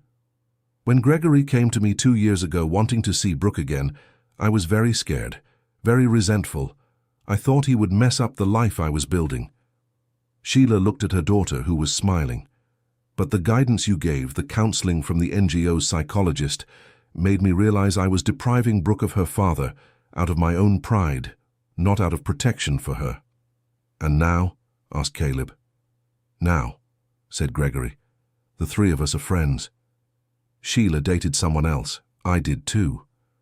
But we managed to raise our daughter together, each respecting the other's space. Brooke approached Caleb. Uncle Caleb, my dad told me you went through the same thing he did. I did, sweetheart. And now, are you happy? Caleb smiled. Very happy. And you, are you happy? Very. Now I have 2 homes, 2 families, and everyone gets along. After the family left, Caleb became reflective. That little visit made him realize how much the NGO's work had evolved over the years. That night during dinner, he mentioned the visit to his family. You know what moves me most about these cases, he said. It's seeing that children can be happy even with family arrangements different from the traditional one. Dad, said Maya, who was now in her sophomore year of psychology, that reminds me of something I learned in college. Family isn't about a perfect structure. It's about love and commitment. Exactly, said Miriam. Our own family is proof of that. Ethan, now 12 and very observant, asked a question that surprised everyone. Dad, if you could go back in time and change something about our story, would you? Caleb thought for a long moment. You know, Ethan, for a long time I thought I would. I'd avoid all the pain, all the separation, all the confusion. And now? Now I realize that if our story had been different, I might never have found my purpose in life. Maybe hundreds of families would still be separated. Maybe I would never have met incredible people like Victoria and Douglas. So you wouldn't change anything? I'd change only one thing. I would have asked for help sooner. I would have trusted people faster. Maya smiled. Dad, that's a lesson I'll carry with me for life. That weekend, the whole extended family gathered at the country house Douglas had bought in upstate New York. It was a large property, full of greenery, where the children could run freely. Caleb was in the garden of the house with all the children, Maya, 20, Ethan, 12, Phoebe, 15, Abigail, 12, and Lucas, 8, planting a tree. Uncle Caleb, why are we planting this tree? Asked Lucas. Because many years from now, when you bring your kids here, this tree will be big and strong, providing shade for everyone. And will it remind us of today? Asked Abigail. It will remind us of today, and of how happy we were together. Phoebe, who was finishing high school, said, Uncle Caleb, I want to work at the NGO too when I grow up. Really? Yes. I'm going to study law, to be a family lawyer. Caleb smiled, realizing that the work that had started as a personal need was inspiring a new generation. Later, when the children were playing, the adults sat on the porch to talk. Caleb, said Douglas, do you realize how much our lives have changed since that day in the garden? I do. And you? Do you regret trusting me? Never, said Victoria. It was the best decision we ever made. Actually, said Douglas, I've been thinking about retiring and dedicating myself more to the NGO's work. Seriously? Seriously. The company is doing well, I have good partners. Maybe it's time to do something more meaningful with my life. Victoria smiled. Douglas has always wanted to work with social causes. I think the time has come. And you, Victoria? Asked Miriam. I want to finish raising our 3 children, but after that, who knows, maybe I'll get more involved with the NGO too. I can organize events, seek out donors. Caleb felt a deep emotion seeing how those people had embraced the cause that started with his personal despair. Guys, do you realize we're building something much bigger than we imagined? We're building a legacy, said Douglas. For our children and for hundreds of other families, completed Victoria. That night, Caleb and Miriam walked together through the gardens of the property under the moonlight. "Miriam, are you happy? I've never been happier in my whole life. Not even when you were with Preston, with all that financial security." "Caleb, with Preston I had comfort, but I didn't have peace. With you I have both." "How?" "You gave me emotional stability, taught me to value the right things, showed me that it's possible to build a meaningful life even when starting from scratch." Caleb hugged her. "Miriam, you saved my life when you agreed to give us another try. And you saved mine when you helped me realize what kind of woman I wanted to be." They stood there, embraced in silence, listening to the sounds of nature and reflecting on the journey they had taken together. "Caleb, what do you think our kids will remember about their childhood?" "I hope they remember that family is about mutual support, about never giving up on each other, about using our experiences to help other people. And that they remember it's possible to start over, no matter how many times it takes." The following year, on the 10th anniversary of the NGO Family Ties United, Caleb organized a special event to bring together all the families who had been helped over the years.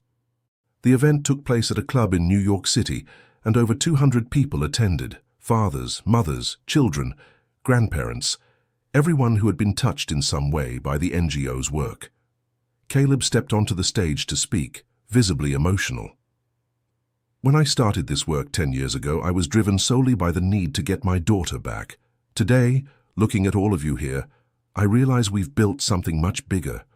He looked at Maya, who was in the front row, with Ethan beside her. "My daughter wrote a book about our story titled Gardens That Bloom. And that's exactly what I see here today. Gardens that bloomed after the winter. Every family here has been through a harsh winter. They've gone through pain, separation, despair, but they all managed to bloom again." Caleb paused to compose himself. "And that was only possible because we learned a fundamental lesson. No one has to face their problems alone. There is always someone willing to help, always an outstretched hand, always hope." The audience applauded, moved. "So I want to thank not only the families who trusted our work, but also the people who made this work possible. My wife Miriam, my children Maya and Ethan, and my friends who became family, Victoria, Douglas and their kids. And I want to make a special request to all of you. Don't keep what you've learned to yourselves. When you find other families going through hard times, reach out. Share hope, because that's how we change the world, one family at a time." After the speech, several people approached to tell their personal stories of overcoming. Caleb listened to each one attentively, knowing that every story was unique and special. One of the last people to come up was a woman about 70, accompanied by a man around 50. "Mr. Caleb, my name is Mrs. Maria, and this is my son, John." "Nice to meet you." "Mr. Caleb, my grandson didn't see his father for 3 years because of a legal misunderstanding. It was your NGO that helped them reunite." The woman began to cry. "My great-grandson now has a wonderful relationship with his father, and it's all because you never gave up helping people." John added, "Mr. Caleb, my mother wanted to meet you in person to thank you. She always says there are angels on earth, and that you are one of them." Caleb was deeply moved. "Mrs. Maria, I'm the one who should be thanking you. You gave me the chance to turn my pain into something useful.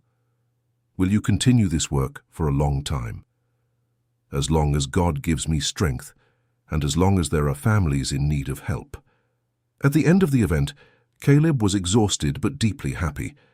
Victoria and Douglas approached him. "Caleb, what a special night," said Victoria. "It's moving to see the impact your work has on people's lives," said Douglas. "Our work," Caleb corrected. "None of this would be possible without you." "Caleb," said Douglas, "I have a proposal for you." "What?" "How about we expand the NGO to other states? I have contacts in Illinois and Los Angeles who could help us." Caleb looked thoughtful. "That's a big responsibility, Douglas. But think how many more families we could help." "I'll talk to Brenda and the kids. If they're on board, I'm on board." The following Monday, during a family meeting, Caleb presented Douglas's proposal. "What do you think?" Maya was the first to speak up. Dad, I think it's the natural next step. You have experience, a good team, resources. Why not take this help to more people? Ethan, now 13 and very mature for his age, said, Dad, if you can help more kids stay with their parents, I think you should do it. Brenda smiled. Caleb, when we first got married, I didn't understand your dreams. Now I do, and I want to help you make them happen. Are you sure? It'll mean more travel, more responsibility, I'm sure. And the kids can learn a lot from it too. They can see the United States, experience different realities.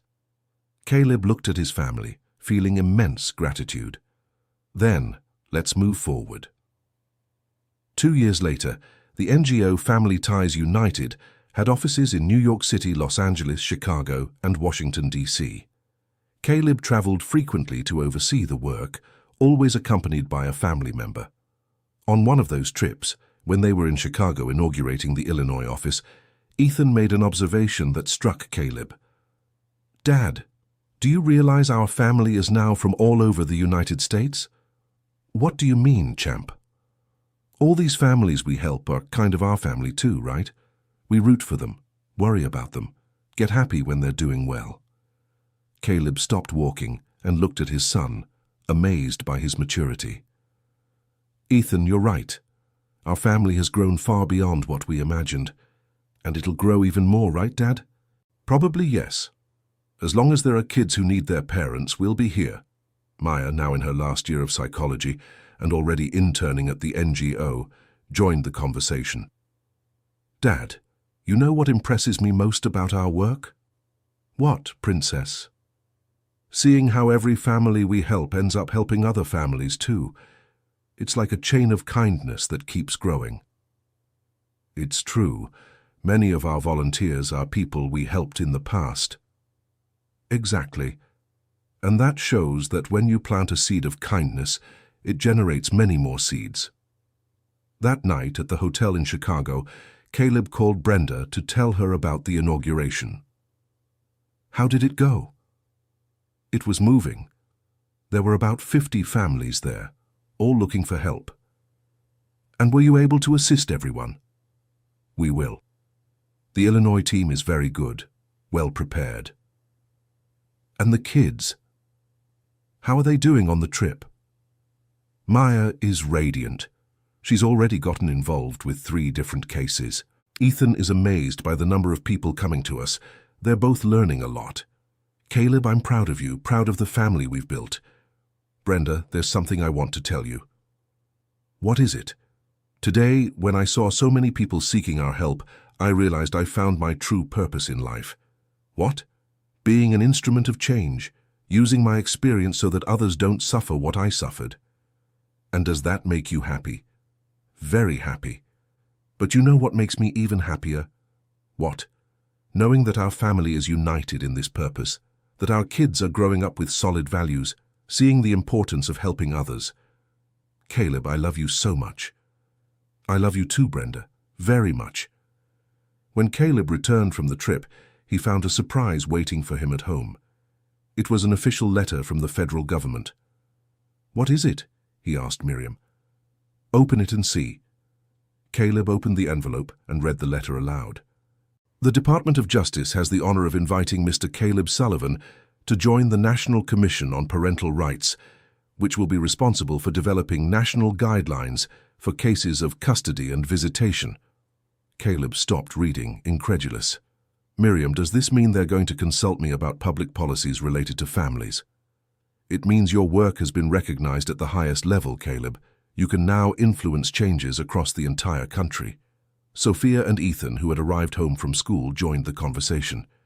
Dad, that's amazing, said Sophia. Now you can help make laws that protect families, said Ethan. Caleb was still processing the information. You guys, when I started all this, I just wanted to get my daughter back.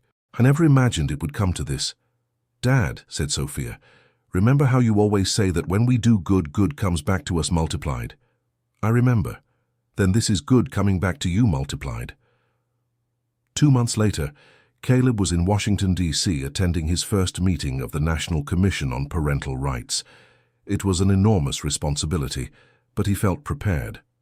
During the meeting, he presented proposals based on his practical experience, creating a national protocol for cases of parental alienation, mandatory training for judges and prosecutors on parental rights issues, and establishing family mediation centers in every state capital. "Mr. Sullivan," said the secretary present at the meeting, "your proposals are very practical and applicable.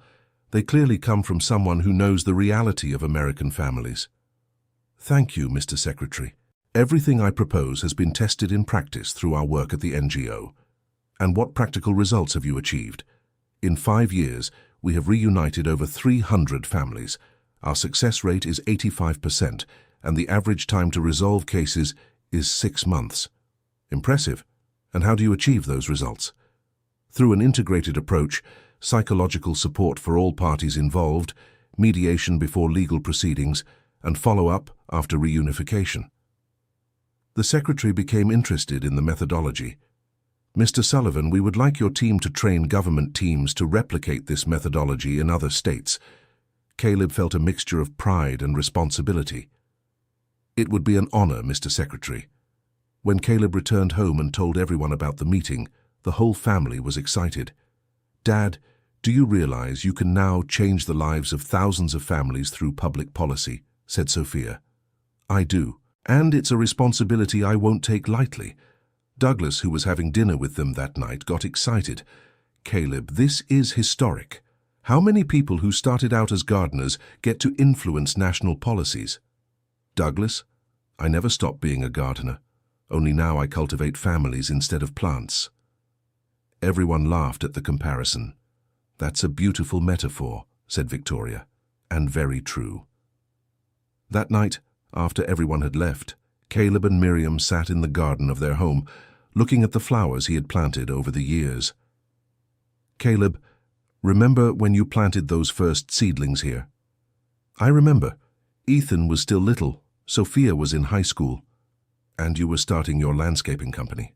"Yeah, it feels like a whole lifetime ago." "And in a way it was. You're a completely different person today." Caleb reflected on the comment. "I don't know if I'm a different person, Miriam. I think I'm the same person, but one who found his true purpose." "What do you mean?" "I always liked taking care of things, making things grow. Before I did that with plants. Now I do it with families." "And are you proud of what you built?" "I am proud, but mostly I feel grateful. Grateful that I had the courage to ask for help that day in Victoria and Douglas's garden. And that they had the courage to trust you." "Exactly. It all started with mutual trust between strangers." Brenda took his hand. "Caleb, what do you hope for the future?" "I hope to keep making a difference as long as I can. To see our children become responsible adults. To see more families reunited.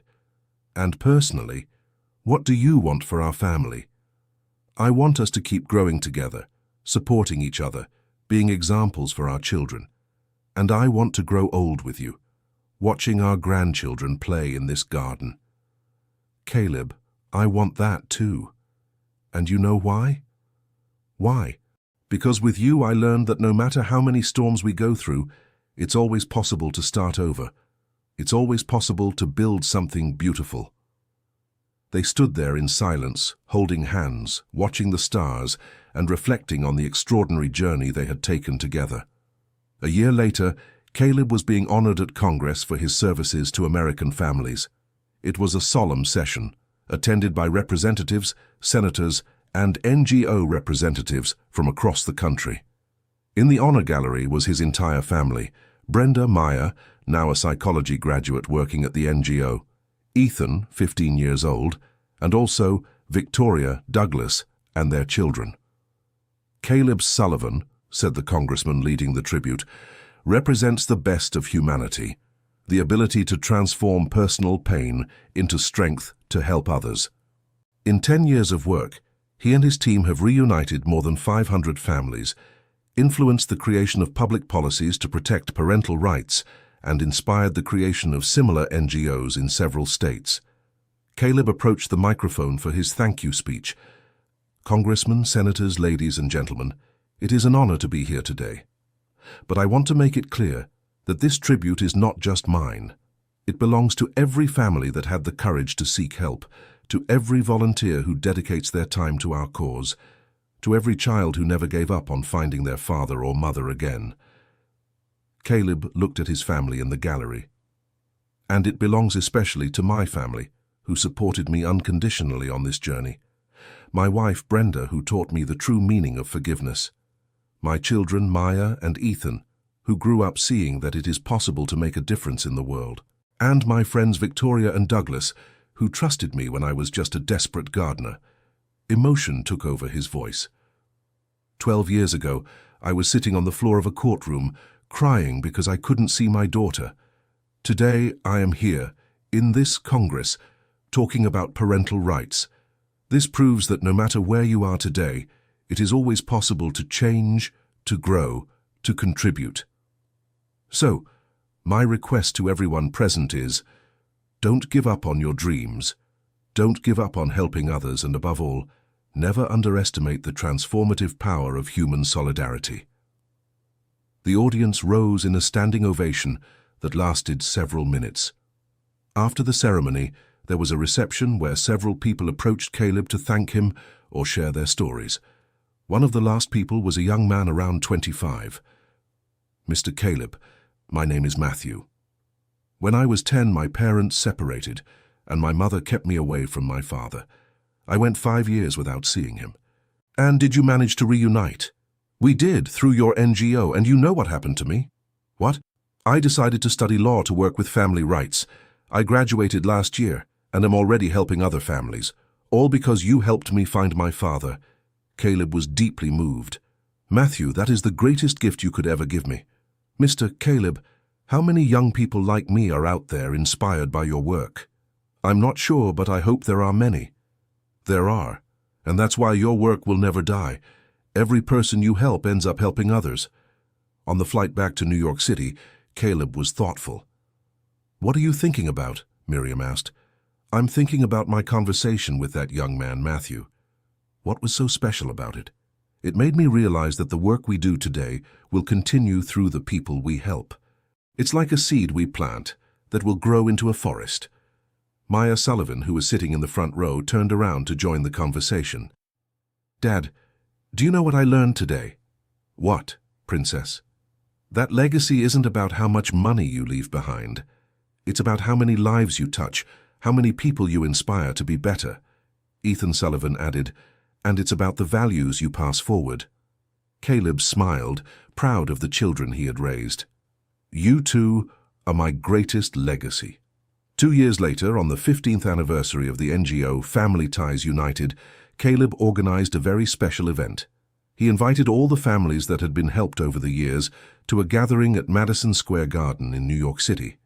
More than 2,000 people attended. It was a crowd of fathers, mothers, children, grandparents, everyone who had somehow been touched by the NGO's work. Caleb stepped onto the stage set up in the center of the arena, visibly emotional. Friends, when I look at you here today, I see much more than 2,000 people. I see 2,000 stories of overcoming, 2,000 proofs that the love between parents and children is stronger than any obstacle. The crowd applauded, deeply moved. 15 years ago, when I started this work, I was driven only by the need to get my daughter back. Today, looking at you, I realize we have built a great family. Caleb paused to compose himself. And like any family, we support each other, protect each other, grow together. Every victory of one of you is a victory for all of us. Every child who finds their father, every father who finds their child, is a victory for our entire extended family. That's why I want to make a special request to all of you. Keep planting seeds of kindness wherever you go. Help other families who are going through hard times, because that's how we perpetuate love, by passing it forward. Emotion filled the arena. Many people were crying. And I want to thank God for giving me the opportunity to turn my pain into an instrument of healing for others, for showing me that sometimes we need to go through the valley in order to help others get out of it. The audience rose in a standing ovation that lasted more than 10 minutes. After the event, Caleb was exhausted but deeply fulfilled. Victoria and Douglas approached him.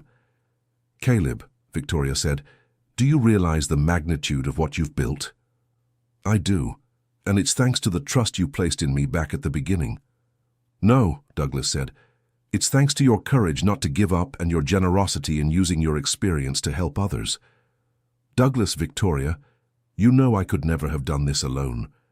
"No one does anything alone," Victoria said, "but someone has to have the initiative, the vision, the persistence, and that someone was you."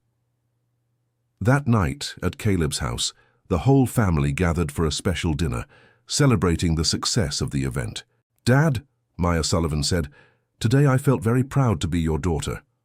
"So did I," said Ethan Sullivan, who was now 17 and already talking about pursuing a career in the social field.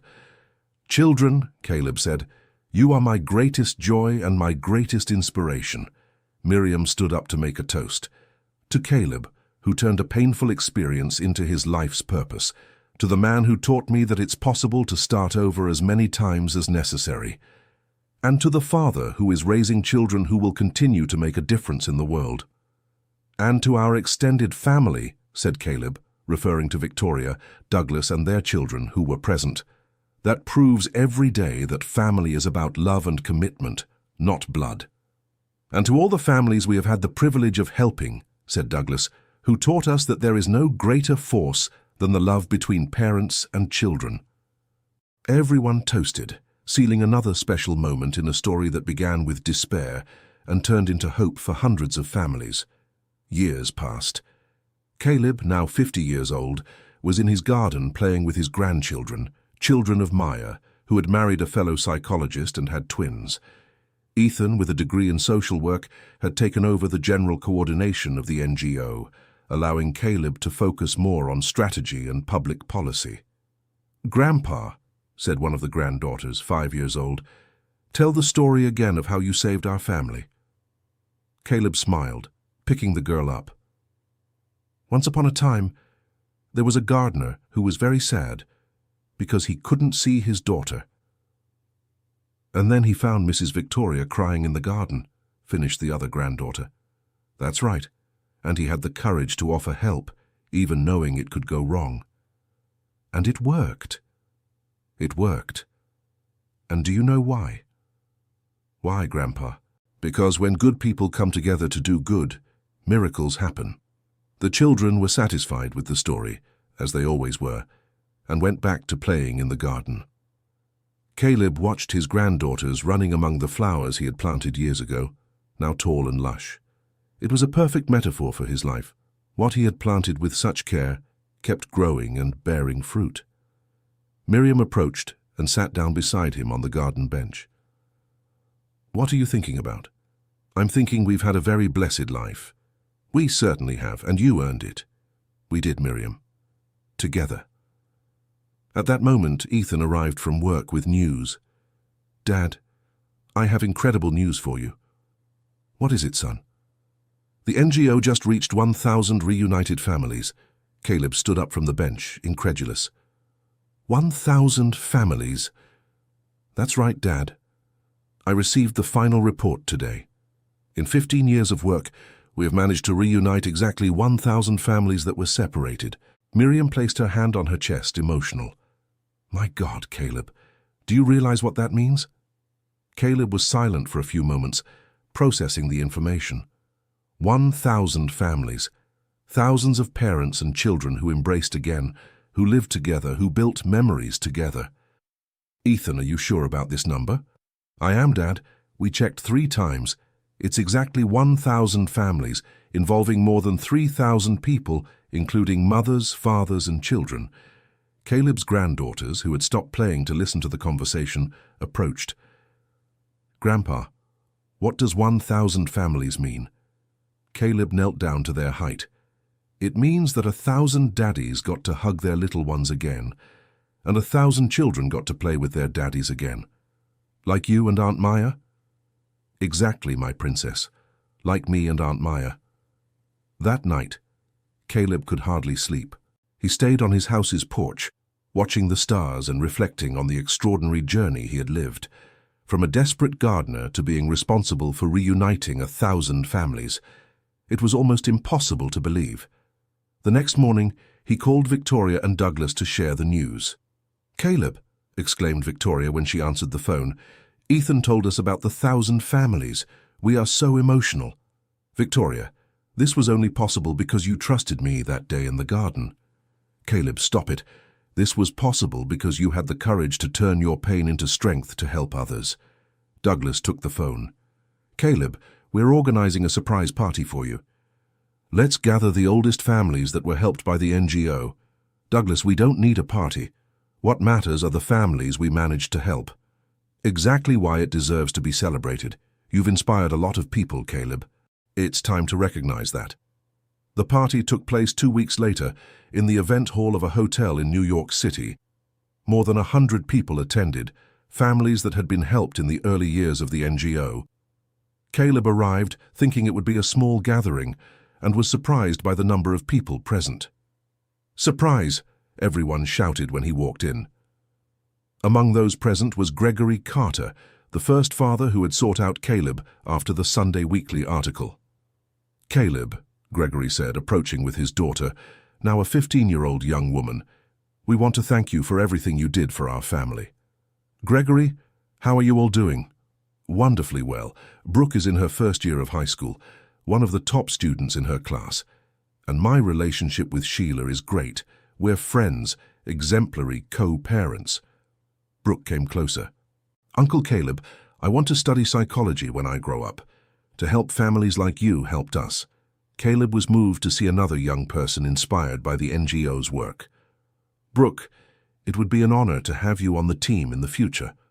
During the party, several people came up to share their stories of overcoming challenges. Caleb listened to each one attentively, noticing how each family had followed a unique path after reunification. "Mr. Caleb," said a woman around 40 years old, "my name is Carla. You helped my ex-husband regain the right to see our children 8 years ago." "I remember the case. How are things?" "At first I was resistant, angry, but the psychological support you offered helped me understand that I was depriving my children of their father out of my own pride. And now?" "Now we are a modern family. I remarried, so did he, but we raise our children together, respecting each other's choices. And my children are very happy." "That's wonderful, Carla. Mr. Caleb, I want you to know that your work not only reunited our family, it taught me to be a better person." Stories like this repeated throughout the night. Caleb realized that the NGO's work had gone far beyond reuniting families. It had transformed people, taught about forgiveness, about co-parenting, about putting the children's well-being above personal resentments. At the end of the party, Caleb stepped onto a small improvised stage to speak. "Friends, when I walked in here today and saw all of you, my heart filled with gratitude. You represent much more than 1,000 reunited families. You represent proof that it is possible to overcome any difficulty when we face it together. Each of you had the courage to seek help, to admit you needed guidance, to open your hearts to the possibility of change. That requires humility and bravery." Caleb looked at his family in the audience: Miriam, Maya Sullivan with her children, Ethan, Victoria, Douglas, and their kids. "And I want to take this opportunity to thank my family, who supported me unconditionally on this journey. They could have asked me to give up when the work got too intense, when the trips became frequent, but they never did. On the contrary, they encouraged me to continue. Lastly, I want to make a request to all of you. Don't keep the lessons you've learned to yourselves. When you find other families going through difficulties, reach out, share hope, because love multiplies when it is shared." The audience applauded emotionally, and many people were crying. After the party on the way home, Caleb was reflective. "Miriam, do you realize how our life has taken a direction we could never have imagined?" "I do. And do you regret anything?" "The time I lost at the start when I could have asked for help sooner. But as for the rest, nothing. Caleb, even the lost time was necessary. If you had resolved everything quickly, you might never have developed the empathy needed to help others." "You might be right." Maya, who was in the back seat with the children sleeping, joined the conversation. "Dad, you know what impresses me most about your story?" "What, Princess?" "How you managed to turn a traumatic experience into a source of healing for others. That's very rare. Maya, I didn't do it alone. I had help from a lot of good people, but you made the right choices. You chose to trust when you could have suspected. You chose to help when you could have held a grudge. You chose to keep going when you could have given up. Ethan, who was driving, added, and you chose to teach us about the importance of making a difference in the world. Caleb smiled, proud of the children he had raised. You two are my greatest pride. A few months later, Caleb received an unexpected invitation. The New York City Court of Justice wanted to honor him for his services to the judicial system in the area of family law. The ceremony took place at the courthouse itself, in the same place where, years ago, Caleb had cried desperately because he couldn't see Maya.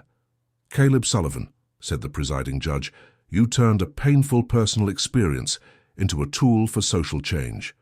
Your work influenced changes in our legislation and procedures. Today, thanks to the protocol you helped develop, parental alienation cases are identified and handled much more quickly in our courts. Caleb approached the microphone, visibly emotional. Your Honors, it is an honor to be here today, but I want to put on record that this tribute represents much more than recognition of my work. It represents a paradigm shift in how our society deals with family issues. 15 years ago, I was sitting in the hallways of this same courthouse, desperate because the system couldn't see that I was a father who loved his daughter. Today, that same system invites me to talk about improvements that can prevent other parents from going through the same pain. This proves that institutions can evolve, that society can learn, that it is possible to build a better future for our families. The audience applauded emotionally. After the ceremony, Caleb was approached by several judges interested in learning more about the work of the NGO. Mr. Sullivan, said a young female judge, I have been following some cases referred by your organization. The difference in the quality of mediation is remarkable. Thank you, Judge. Our team is very dedicated to each case. Mr. Sullivan, may I ask a personal question? Of course. Did you ever feel angry at the judicial system for what you went through? Caleb thought for a moment. I did, Judge. For a long time I felt anger, outrage, a sense of injustice. And how did you overcome that? By understanding that the system is made of people, and people can make mistakes, but they can also learn and improve. My role was not to hold a grudge, but to contribute to the system's evolution. That is a valuable lesson. Judge, holding a grudge would only poison my soul and prevent me from helping others. I prefer to channel my energy into solutions. On the way back home, Caleb reflected on the importance of that tribute, not for the recognition itself, but for what it represented, the confirmation that it was possible to turn pain into an instrument of social change. When he arrived home, he found a surprise. Maya was waiting with special news. Dad, I have something to tell you. What is it, Princess? I'm pregnant again. Caleb smiled broadly. Really? Another grandchild? Another grandchild. And Ethan also has news for you. Ethan Sullivan walked into the room with a young woman by his side. Dad, this is Sheila Carter. We're going to get married. Caleb looked at the girl, who seemed nervous. Sheila, it's a pleasure to meet you. Welcome to the family. Thank you, Mr. Caleb. Ethan told me the whole family story. It's inspiring. Sheila works for a UN Children's Protection NGO, Ethan said. She understands our work and wants to contribute. Caleb was moved, seeing how his children had chosen partners who shared the same values. Kids, you have no idea how happy you're making me. Miriam appeared in the room, also emotional. Caleb, our family is growing again, and growing with good people who will keep making a difference in the world. That night during dinner, Caleb reflected out loud. You know, today in court I realized something interesting. What, Dad? Asked Maya Sullivan. I realized that my personal story has intertwined with the stories of many other families, and that together we've built something bigger than the sum of its parts. What do you mean? Asked Ethan. Each family we helped brought experiences, lessons that helped us improve our work, and each improvement benefited the families that followed. It's like a support network that feeds itself, said Sheila. Exactly, and that makes me think about the future. What kind of future? Asked Miriam. I'm thinking that maybe it's time to start planning a transition. Ethan is already running the NGO masterfully. Maya is specializing in family therapy. Maybe it's time for me to gradually step back." "Dad," said Maya, "you're not talking about retiring, are you?" "Not retiring, but maybe focusing on other things. I want to enjoy the grandchildren more, travel with your mother, write a book about our experience." "A book?" asked Ethan. "Yeah. A book about families, about overcoming, about the importance of solidarity. Maybe it can inspire other people."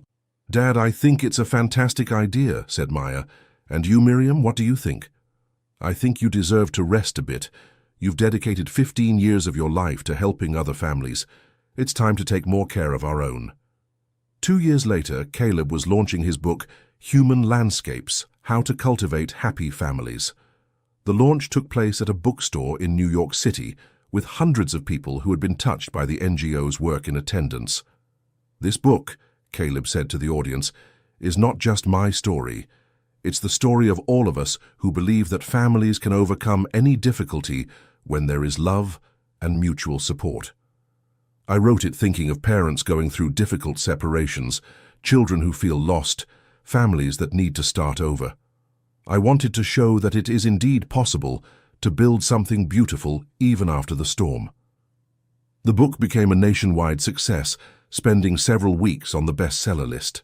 More important than commercial success were the letters Caleb received from readers telling how the book had inspired them.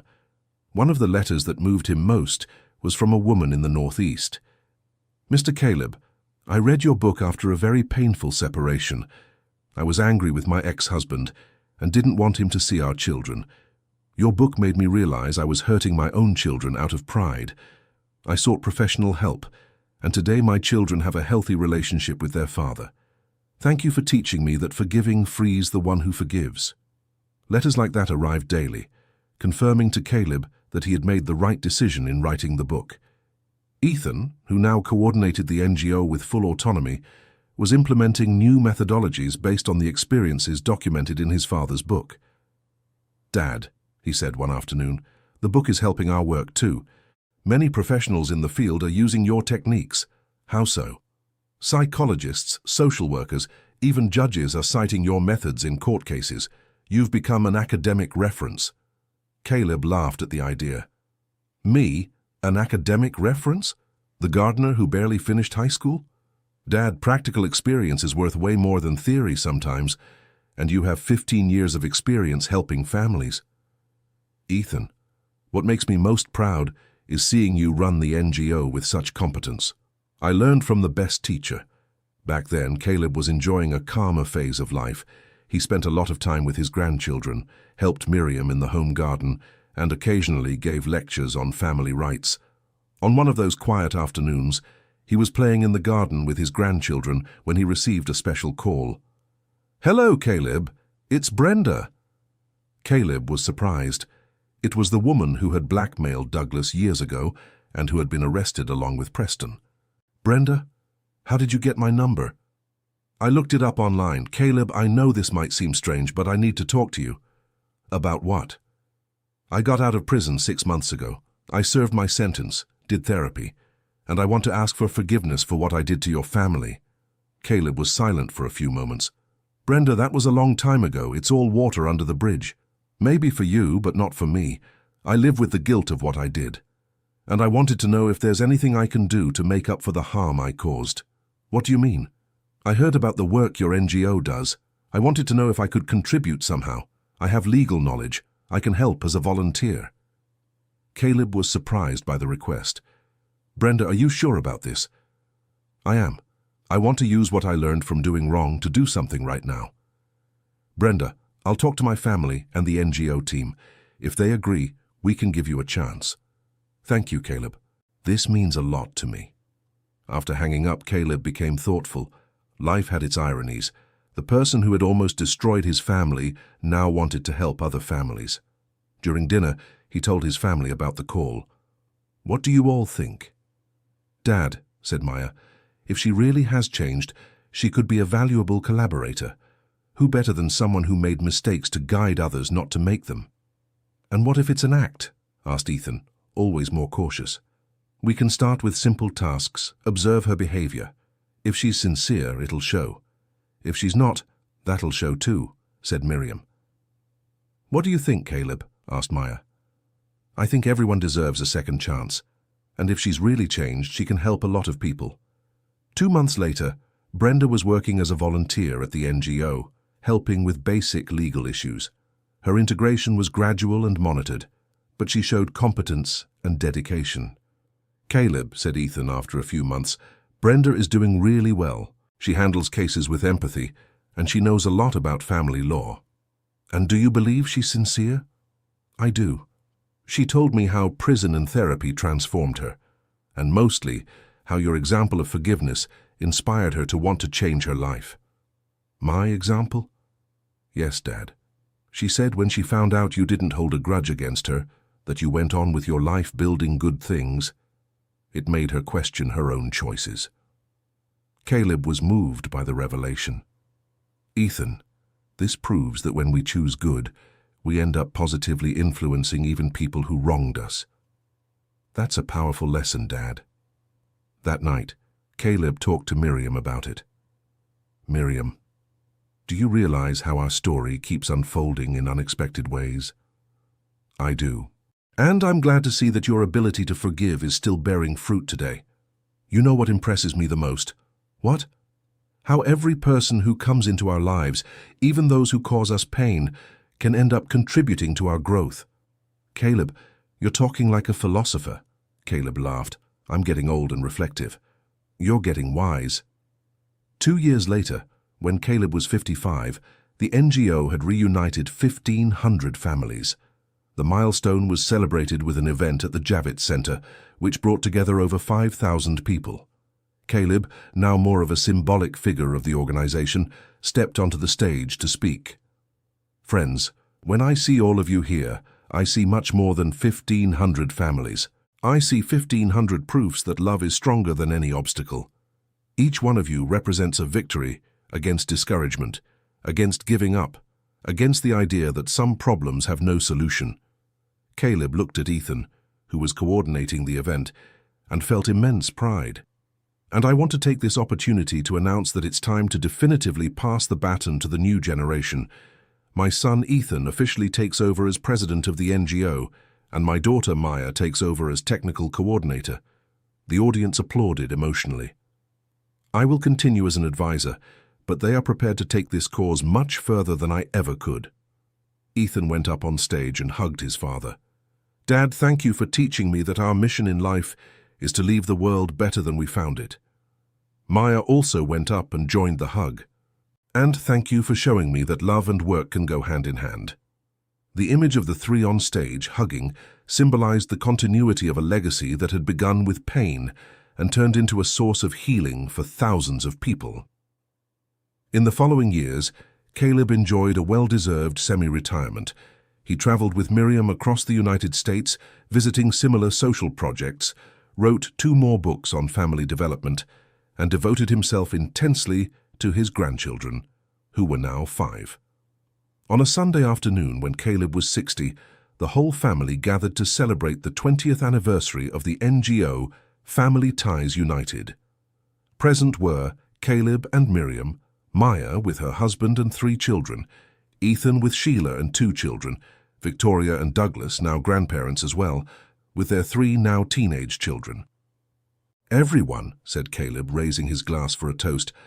Exactly 20 years ago, I was a desperate gardener who had the courage to ask for help from 2 people I barely knew. Today, 20 years later, we are a huge family, united not only by blood, but by love and the common mission to help other families. Caleb, said Douglas, you saved our marriage that day, but actually you saved much more than that. You saved our ability to trust people, to believe in good. Victoria added, and you taught us that family isn't about perfection. It's about mutual support, forgiveness, and growing together. Maya stood up to speak. Dad, I grew up watching you turn pain into love, resentment into motivation to help others. That taught me that we can choose how to react to life's adversities. Ethan continued, And it taught me that leadership isn't about power. It's about serving, about using our talents to benefit others. The grandchildren, though still children, also wanted to participate. "Grandpa," said the oldest granddaughter, now 10, "you are our hero, not because you're famous, but because you help people." Caleb was deeply moved. "Children, you are my greatest treasure, and I hope you grow up knowing that each one of us can make a difference in the world, no matter where you come from or what you've been through." Miriam, who had been watching the conversation in silence, asked to speak. "Caleb, 40 years ago when we met, I was an insecure young woman who didn't know what she wanted from life. You taught me about forgiveness, about fresh starts, about building something solid based on true love. Looking at our children now, responsible adults, caring parents, professionals dedicated to noble causes, I can only say, thank you for teaching me that it's possible to raise children to be good people in a world that sometimes doesn't seem to value kindness." Caleb hugged his wife, emotional. "Miriam, thank you for believing in me when I didn't believe in myself." That night, after everyone had left, Caleb and Miriam sat in the garden of their home as they had done for so many years. "Caleb, are you happy with the life we built?" "Miriam, when I think of everything we've been through, everything we've achieved, I can only feel gratitude. Even for the hard times, and especially for the hard times.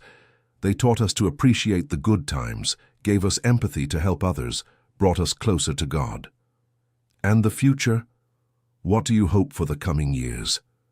"I hope to see our grandchildren growing up with strong values, to see the NGO continuing to help families, and to grow old by your side in peace." "Caleb, can I tell you a secret?" "Of course." "Sometimes, when I look at our life today, I find it hard to believe it's real. It seems too good to be true." Caleb laughed warmly. "Miriam, our life is real because it was built with hard work, honesty, and a lot of love. It wasn't luck, it was a choice." "You're right."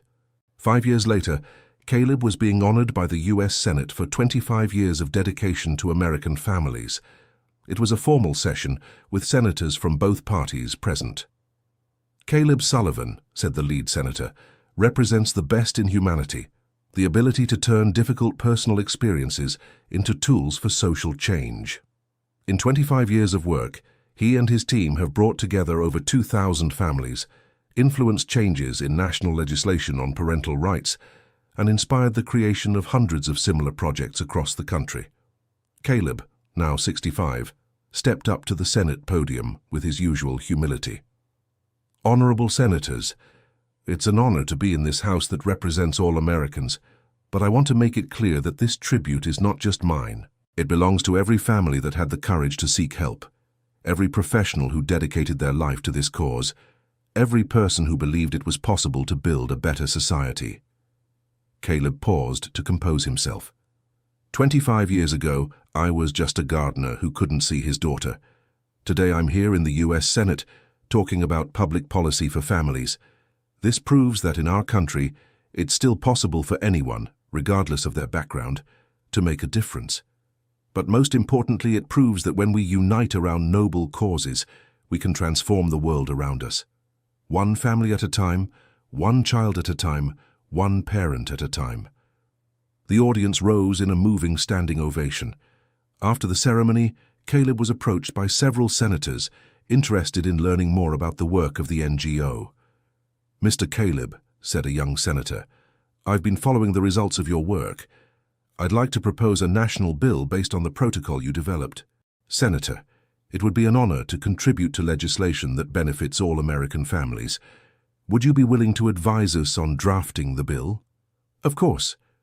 But I'd like to suggest including my son Ethan and my daughter Maya as well. They've been on the front lines of this work for years." "Excellent idea." On the flight back to New York City, Caleb reflected on how his life had taken unimaginable turns, from gardener to Senate advisor. More important than the titles, though, was the certainty that he had dedicated his life to something that truly mattered. When he arrived home, he found a surprise. The whole family was gathered to celebrate the tribute he had received. "Surprise, Grandpa!" the grandchildren shouted as he walked in. "Congratulations, Dad. said Maya, hugging him. "We're proud of you," said Ethan. Caleb looked around and saw 3 generations of his family assembled. Him and Brenda, their children with their spouses, and 8 grandchildren ranging from babies to teenagers. "Folks, do you know this tribute only makes sense because you're all here with me?" "What do you mean, Grandpa?" asked one of the grandchildren. "Because family is the foundation of everything. All the work I do is to strengthen families, and if my own family weren't strong and united, I wouldn't have the moral authority to help others." Brenda approached him. "Caleb, do you want to give a speech or enjoy the party?" Caleb laughed. "I'll enjoy the party. I've already talked enough for today." The evening was special, with lots of play among the children, conversations about the future among the adults, and that warm feeling of being with family. Later, when the younger children were already asleep and the teenagers chatting among themselves, Caleb gathered with Maya and Ethan to talk about the future. "Kids, you know I'm approaching 70. "Dad, you're 65, said Maya. "I know, time flies, and I want to take this chance to talk about my plans for the coming years." "What plans?" asked Ethan. "I want to dedicate myself more to the family, to the grandchildren. You're already running the NGO with great skill. Maybe it's time for me to retire for good." "Dad," said Maya, "are you sure? You still have a lot to contribute." "I'm sure. 25 years devoted to this cause are enough. Now it's time for you to take it forward, with your own ideas, your own energy." Ethan grew thoughtful. "Dad, if you retire completely, will you miss it?" "Of course I will, but I'll feel much more pride watching you continue and improve the work." "And what do you plan to do?" asked Maya. "I want to travel with your mother, see our country. I want to write more books. I want to teach my grandchildren to plant in the garden. I want to live more simply." "Dad," said Ethan, "you deserve that peace." "Ethan, Maya, you have no idea how proud I am of you. You grew up seeing social work as natural, as part of life." "We learned from the best teacher," said Maya. 2 years later, Caleb was officially retired, devoting himself entirely to family and personal projects. Ethan and Maya had fully taken over the leadership of the NGO, which now served families in all states across the United States. One Saturday morning, Caleb was in the garden with his youngest grandchildren, teaching them to plant seedlings, when he received an unexpected visit. It was Brenda, who had been working at the NGO for 5 years and had become one of the most respected coordinators. "Caleb, can I interrupt?" "Of course, Brenda. Children, keep planting while I talk to Aunt Brenda." They stepped aside. "What is it, Brenda?" "Caleb, I received an offer to coordinate a similar NGO in Los Angeles, and I wanted your opinion before I give an answer." "What kind of opinion?" "Whether you think I'm ready. Whether it would be a good idea to expand our model to other states through independent organizations." Caleb smiled. "Brenda, 5 years ago you came here asking for forgiveness and a chance to start over. Today you are one of the most competent professionals I know in the field." "Thank you, Caleb." "More than that, you are living proof that change is possible, that the past doesn't define our future. So you think I should accept?" "I think you should follow your heart, but if you want my personal opinion, I think it would be fantastic to have you leading a project in Los Angeles." Brenda got emotional. "Caleb, can I ask you a personal question?" "Of course." "How were you able to forgive me so completely? I nearly destroyed your family." Caleb was thoughtful for a moment. "Brenda, holding a grudge would be like drinking poison and expecting you to die. Forgiving you was a gift I gave myself. But that wasn't all, was it? No. It was also understanding that you were in a bad place in your life, making bad choices, and that if I, someone who has been through tough times, couldn't forgive someone else going through difficulties, how could I help other families forgive? You're a very special person, Caleb." "No, Brenda. I'm an ordinary person who learned some important lessons in life." "What lessons?" "That we all make mistakes, that we all deserve second chances, and that forgiveness sets free both the one who forgives and the one who is forgiven." Brenda hugged Caleb, moved. "Thank you for giving me this second chance. Thank you for proving that it's worth believing in people." 3 years later, when Caleb turned 70, The family organized a very special party. It was in the same hall where, years ago, he had been honored by the 1,000 families gathered. But this time, it wasn't a professional tribute. It was a celebration of Caleb's life as a father, grandfather, friend, and human being. More than 200 people attended. Family, friends, former colleagues from the NGO, and many families who had been helped over the years. "Caleb," said Douglas, who was chosen to give the main speech, "over 20 years ago, you came into our lives as our gardener. Today you are so much more than that, father, grandfather, mentor, friend. You taught us that family isn't about perfection, but about unconditional love, that problems exist to be solved, not to defeat us, and that each of us can make a difference in the world." Victoria added, "Caleb, you turned our home into a happier home, our family into a closer family, and our community into a better place to live." Ethan stepped up to the stage to speak on behalf of the children. "Dad, I grew up hearing you say that our mission in life is to leave the world better than we found it. Today, at 70, I can say for sure, mission accomplished. You not only left the world better, but you taught us to continue that mission. Your grandchildren are growing up with those same values, and I'm sure they'll carry that on to the next generation." Maya, emotional, also wanted to speak. "Dad, thank you for teaching me that strength isn't about not crying. Strength is crying when you need to, asking for help when necessary, and never giving up fighting for the people we love." The grandchildren, now between 5 and 15, put on a special presentation. They sang a song they had composed about their grandfather, talking about gardens, families, and love. Caleb was visibly moved throughout the party. When it was his turn to speak, he climbed onto the stage with some difficulty. The years had taken their toll, but with his eyes shining with joy. "Friends, when I look at all of you here, I see much more than 200 people. I see 200 stories that intertwined with mine, 200 proofs that life is beautiful when lived in community. 70 years ago, I was born the son of a humble gardener. Today, I am a grandfather of 8 grandchildren, father of 2 wonderful children, husband of an extraordinary woman, and friend of incredible people." Caleb looked at Miriam, who was in the front row. "Miriam, thank you for walking with me all these years, through good times and bad. Thank you for believing in our dreams even when they seemed impossible. Children, thank you for teaching me that raising a child isn't about imposing our will, but about cultivating the best that exists in each person. Grandchildren, you are my greatest joy and my greatest hope for the future." Caleb paused to compose himself.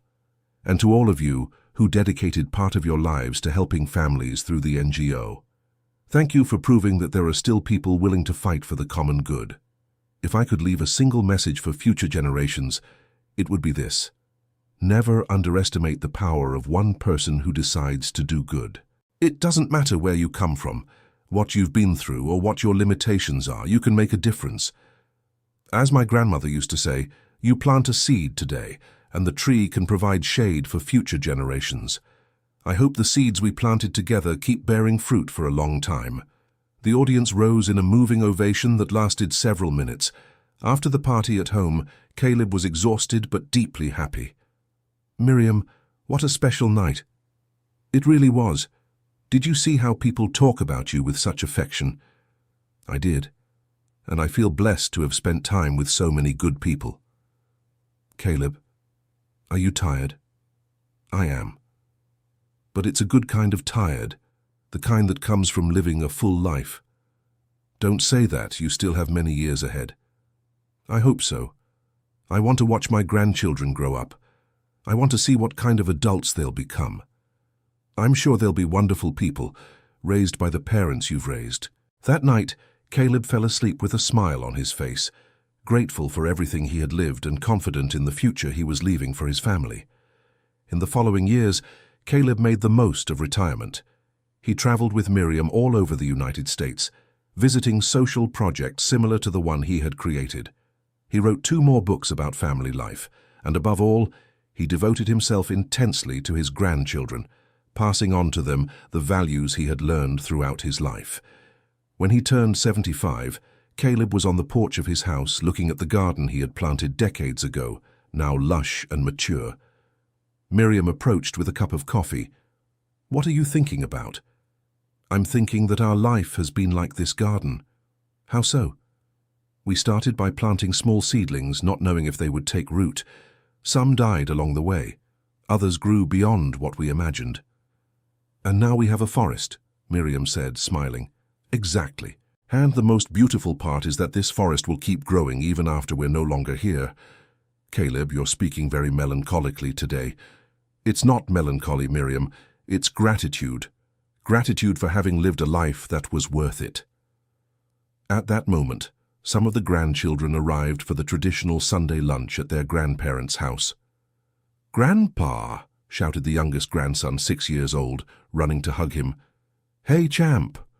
How are you?" "Grandpa," Mom said, "you're going to teach me how to plant tomatoes today." "I am.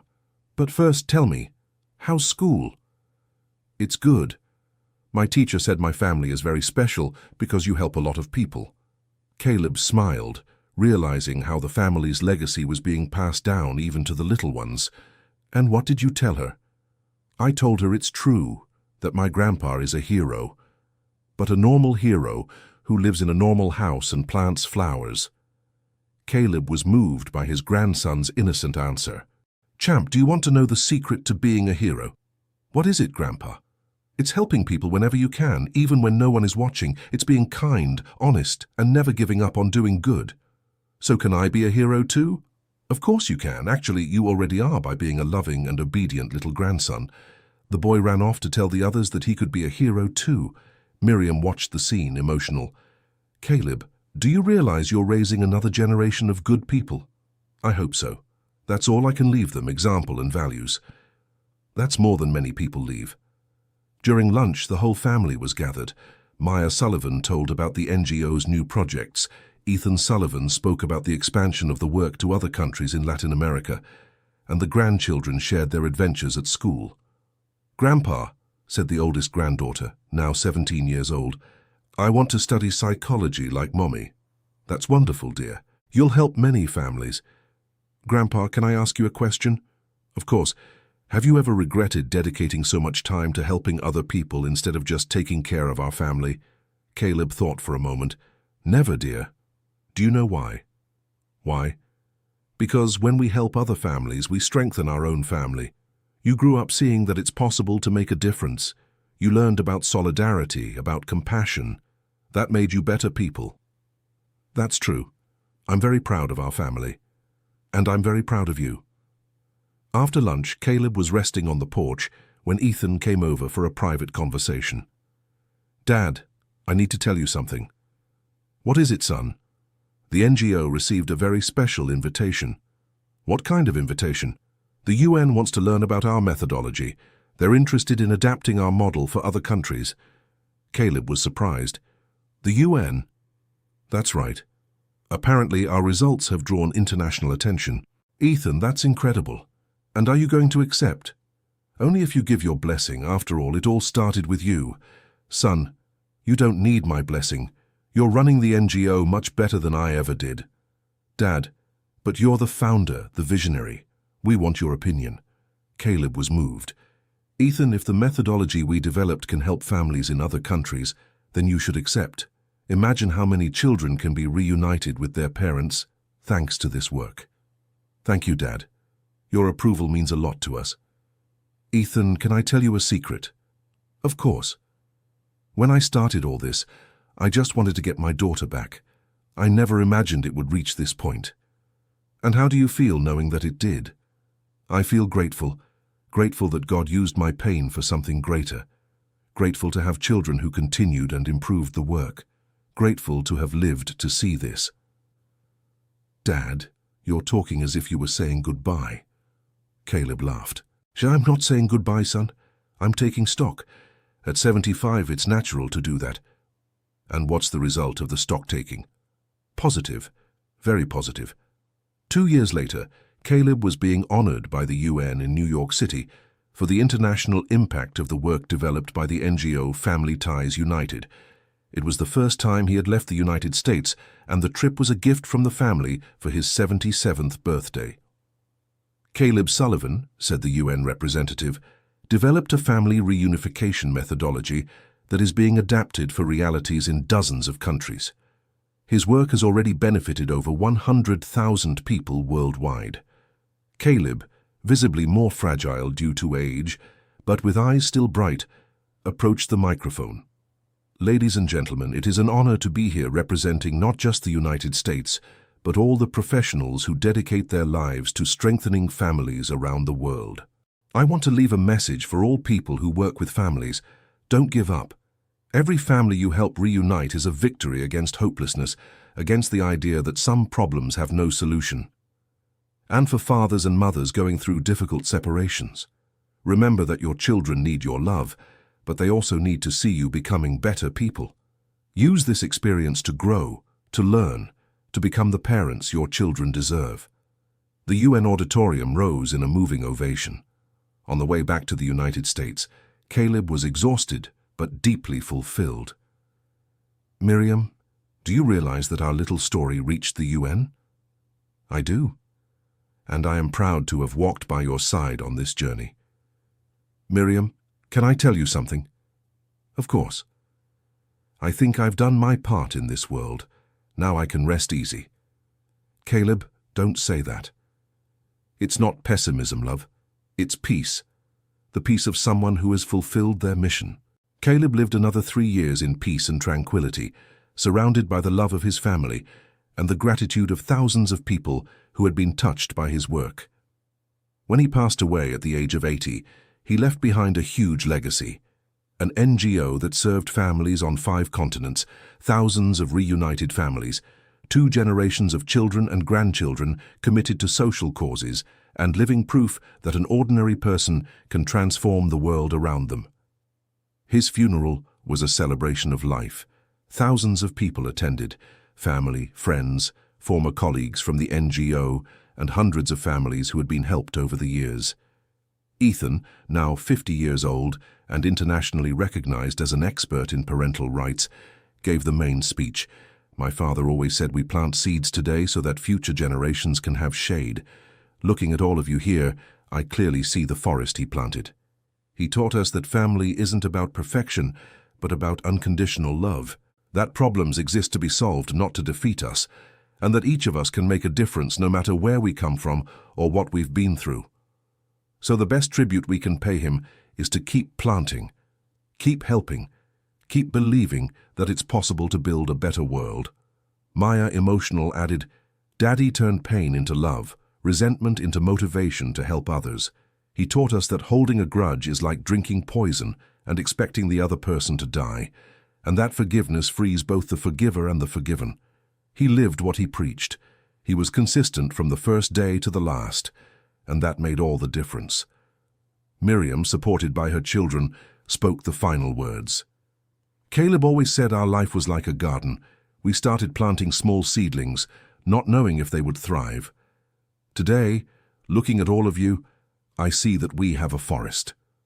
A forest that will keep growing, bearing fruit, protecting other families for generations. This is his true legacy, not what he achieved, but the lives he transformed. And to the grandchildren here, always remember that you carry in your DNA the ability to do good. Use it. The world needs people like your grandpa. The ceremony ended with everyone planting tree saplings at a memorial created in honor of Caleb. Each tree represented a family that had been reunited through the NGO's work. Years later, when Caleb's grandchildren were already adults and had their own children, they still gathered every Sunday at the house where he had lived, keeping alive the tradition of family lunches. The NGO Family Ties United continued to grow under the leadership of Ethan and Maya, serving families on every continent and forming a worldwide network of similar organizations. Caleb's story was turned into books, documentaries, and even a movie, inspiring thousands of people around the world to believe that it is possible to transform personal pain into strength to help others. But more important than all the public recognition was the family legacy he left behind. 3 generations of people committed to the common good, who grew up knowing that family is about unconditional love, forgiveness, and mutual support. The house where Caleb lived became a community center for families in the process of reunification, keeping alive the welcoming spirit that always characterized that home. And the garden he planted with such care continues to bloom, offering shade and beauty to all the families who pass through there in search of hope and a fresh start. End of the story. Now tell me what you thought of this story and where you're watching us from. Do you believe that transforming pain into purpose is possible? Leave your opinion in the comments with sincere words. Caleb's story shows that it's never too late to start over, and that small actions can generate big transformations. Thank you very much for your company.